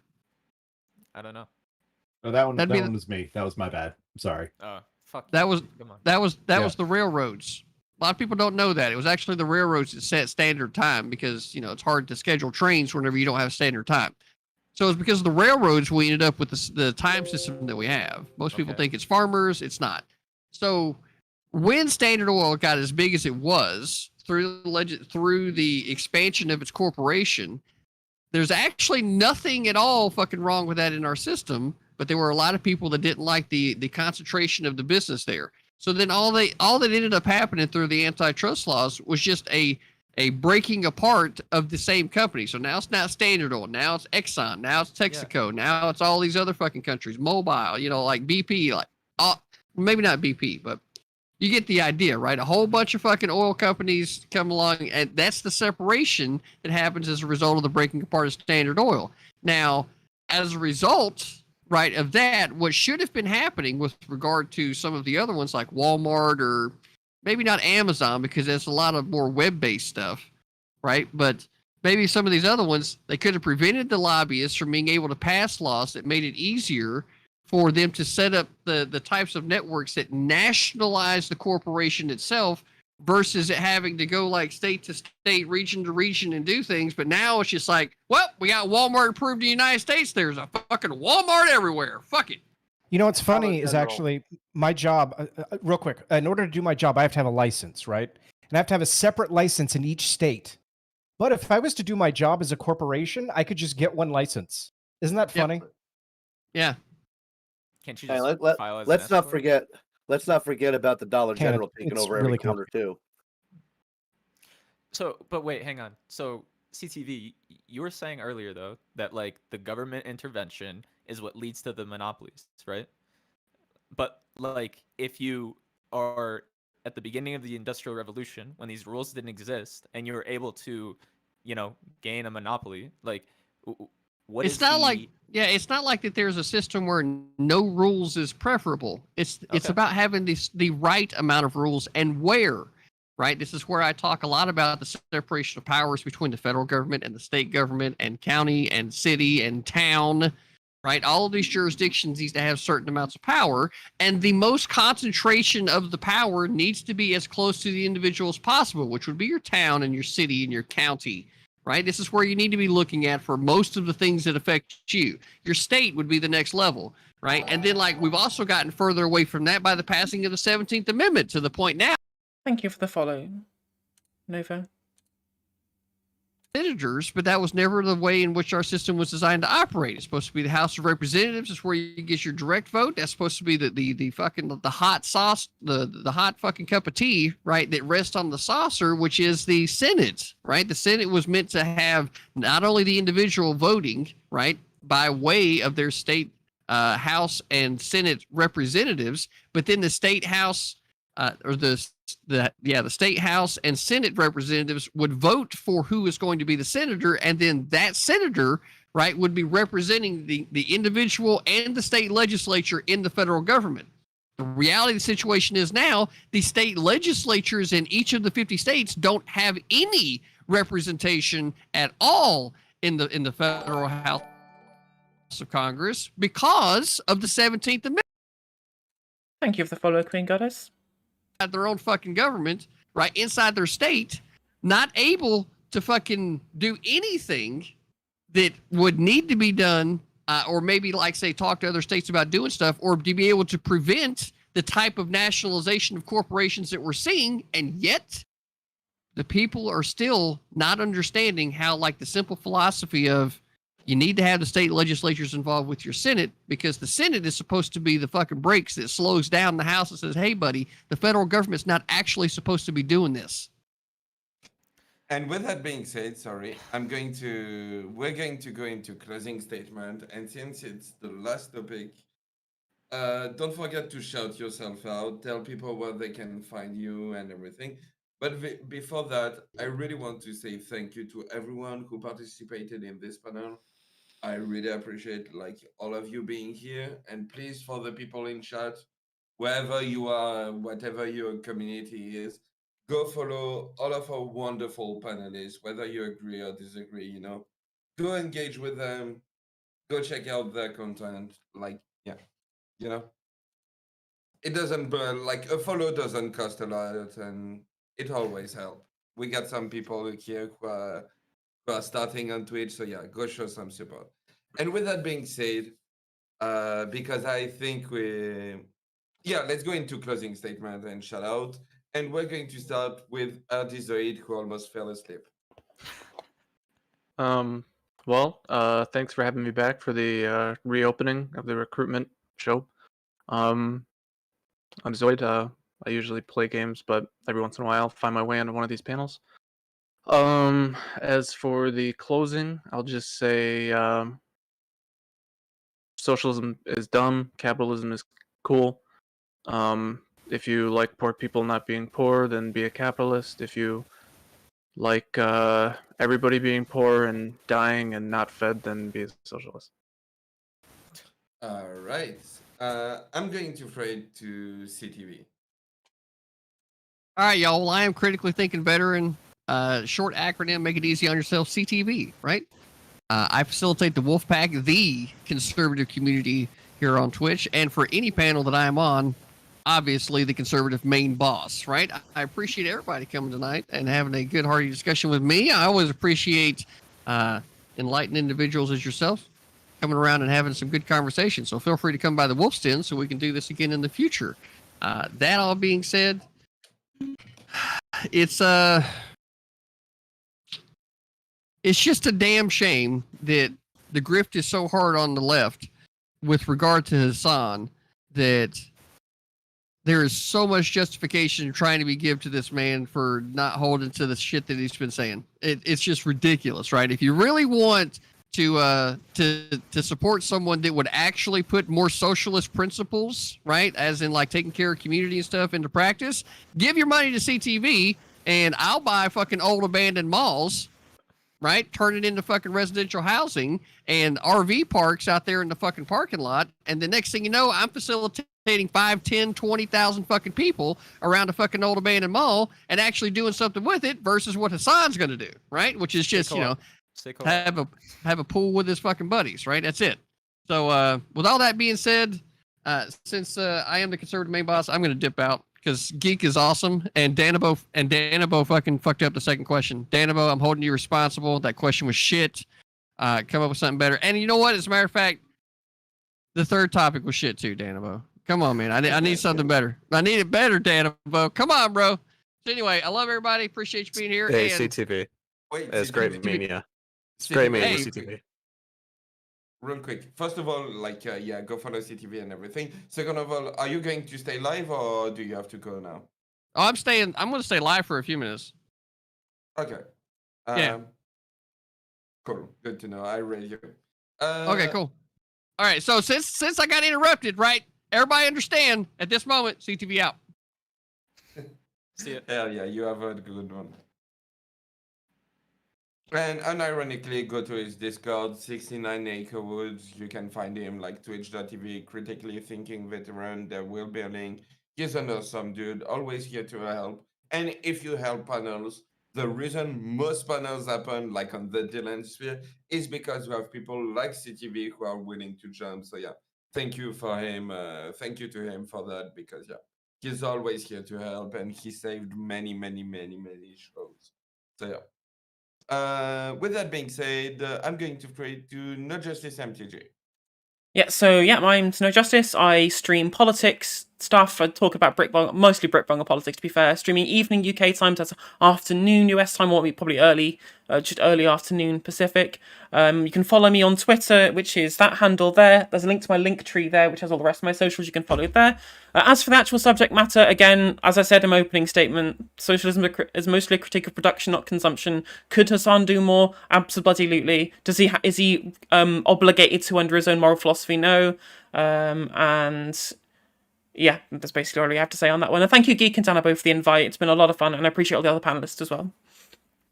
Yeah, thank you to you for being here because you're kind of in the same boat as me, which is that like it should be 1 a.m. or something like that for you. So yeah. Yes, 1:30. So yeah, thank you so much for being here. All right, I'm going to throw it to Dafro. All right, thank you. Thank you for having me on. My name is Defro or Anthony, and I'm like a sock dem I play games mostly, and I'll probably stream politics more often on different panels and stuff. It's the Fro with 2 underscores on Twitch, and then just the Fro. Oh, and then on Twitter as well. So yeah. All right. Thank you. You're welcome. And yeah, people go follow Dafro, go follow XUSR, go follow all of these people that you've never heard of, but you heard their take for the first time tonight, you know? So yeah, go show some love. Speaking of XUSR. Yeah. Again, thanks for having me on the panel. It's kind of my first time. I didn't really speak on the last topic, but it's kind of interesting. Yeah, you could follow me on Twitter at II_USR_II. I know it's a great name. It's great handle. Twitch official_USR, and then yeah. I really enjoyed the panel. I also come from a conservative background, so it was kind of cool hearing other conservatives talk, their voice, their opinions. So it kind of echoed how I grew up originally, like what my parents talked to me about. But yeah, I appreciate everyone on the panel. It's great hearing everyone speak. And I'm happy to be on one of these again. Thank you. You're welcome, and happy to have you on. I'm going to throw it to Preacher. Thanks for the following, North Countryman. With this wonderful yellow shirt. Yeah, thanks for having me on here. I greatly appreciate it. I know it was last minute, but I appreciate it anyway. My first time on here. Good meeting all you guys. And I will ask if you guys can somehow, maybe in one of the Discord things, put your information, because I'm horrible at finding it this way on the fly. I would like to give you guys a follow. I am Preacher570. That's my channel. If you follow me over there, then I'll just follow you right back. I do Monday through Friday. Colonel Dan raids into me at 11 o'clock, and I go to 1 o'clock. I do talk politics. I'm trying to pull more away from politics and go with other stuff. I love history. Obviously, as fat as I am, I obviously love food. I love cooking. I want to start talking about that too. It was great being here. My sentiments on that last subject was, like I said, I don't know the dude and his whole situation. I'm a capitalist, so good for him. He made some money. He's got a nice house. Happy for him. I'm not going to hate on him. But yeah, I appreciate being here. And when I do my show, I do it out of CTV's Infinity Acre Woods. It's just much easier to keep us all in that one little spot where we can all keep up with each other. So thanks for having me on, Geek. I really appreciate you guys. And Danabo. Yeah. And Colonel Dan is a name well known in the TPDP community. But yeah, and I'll be honest with you. When it came to Afghanistan, CTV and I were probably cheating because we had a lot of information from him, and he is former. He's 32-year retired military with boots on the ground and that stuff. So we cheated. Sorry. Debate tactics, Jesus. The right being ruthless and ready to everything to win a debate. Also known as being prepared. I read. We don't do that on debate. All right. I'm going to throw it to Ethan. Well, thank you for having me. Thank you to all the panelists. I had a lot of fun. I am Ethan Plays Live on YouTube and Twitch and Twitter and all the places. I interviewed Wreck-It Raven recently on my YouTube channel, and ever since I've been getting hate rated. So if you come watch me on Twitch, I'm usually in sub-only mode. It's not that I don't want to talk to you guys. It's just that it's the only way for me to combat them currently. But if you follow me on Twitter, or you check me out on YouTube, I like talking to new people that are new to the channel. It's just unfortunately I got to set my Twitch channel to that right now. But again, thank you for having me, and thank you to all the panelists. It was a lot of fun. Yeah, thank you for being here. And we're going to throw it to North Countryman. Yes, I'm North Countryman. I typically try to stream on Sundays, just on Sunday, because I'm trying to ease myself back into streaming so I don't burn myself out again. Typically, I approach things I just go through the news and cover, what's the stories behind them, what are the fundamentals about politics and government that you might not pick up just from reading that. I try to help make things a bit more approachable. I used to teach politics, so I come from that background. if I'm offering my opinion on anything, it's usually from a neoconservative perspective, which is, for lack of a better word, where I am. And I really do enjoy being on these panels because they help me get better at this whole presenting thing. Because as you can probably tell, I'm not exactly the most extroverted individual, but it's all about personal growth. Hey, listen. And I'll do it From for the me, I first think. panel you were to speaking when it comes to like just like engaging with others, so it's super good to see. Hope you had a hope you had a good panel and can't wait to see for the next. Yeah, with that being said, thank you everyone for being here. Did I forget anyone? Just to be sure. I think I did everyone, but okay, perfect. With that being said, thank you so much. I'm going to say goodbye to my chat, and yeah, y'all have a good one. Thank Feel you free too. to stay in Discord and everything if you want to See you keep later. talking. But yeah, you have a good See you. one. Yep. See ya.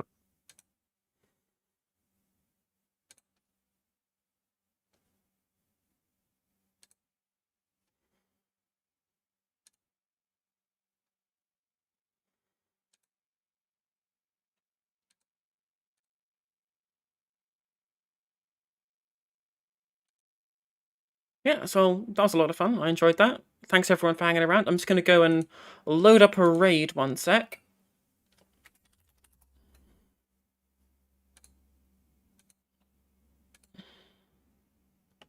That was incredibly frustrating having to deal with a bunch of people who just doesn't know what the concept of socialism is and just thought that it was when no house. So we didn't really get anywhere with that. And then we just CTV just talking about a bunch of random American infrastructure anecdotes that I didn't really get, but whatever. Well, let us go. Let's raid. I've raided Julius before. Let's raid Hands of Hark here.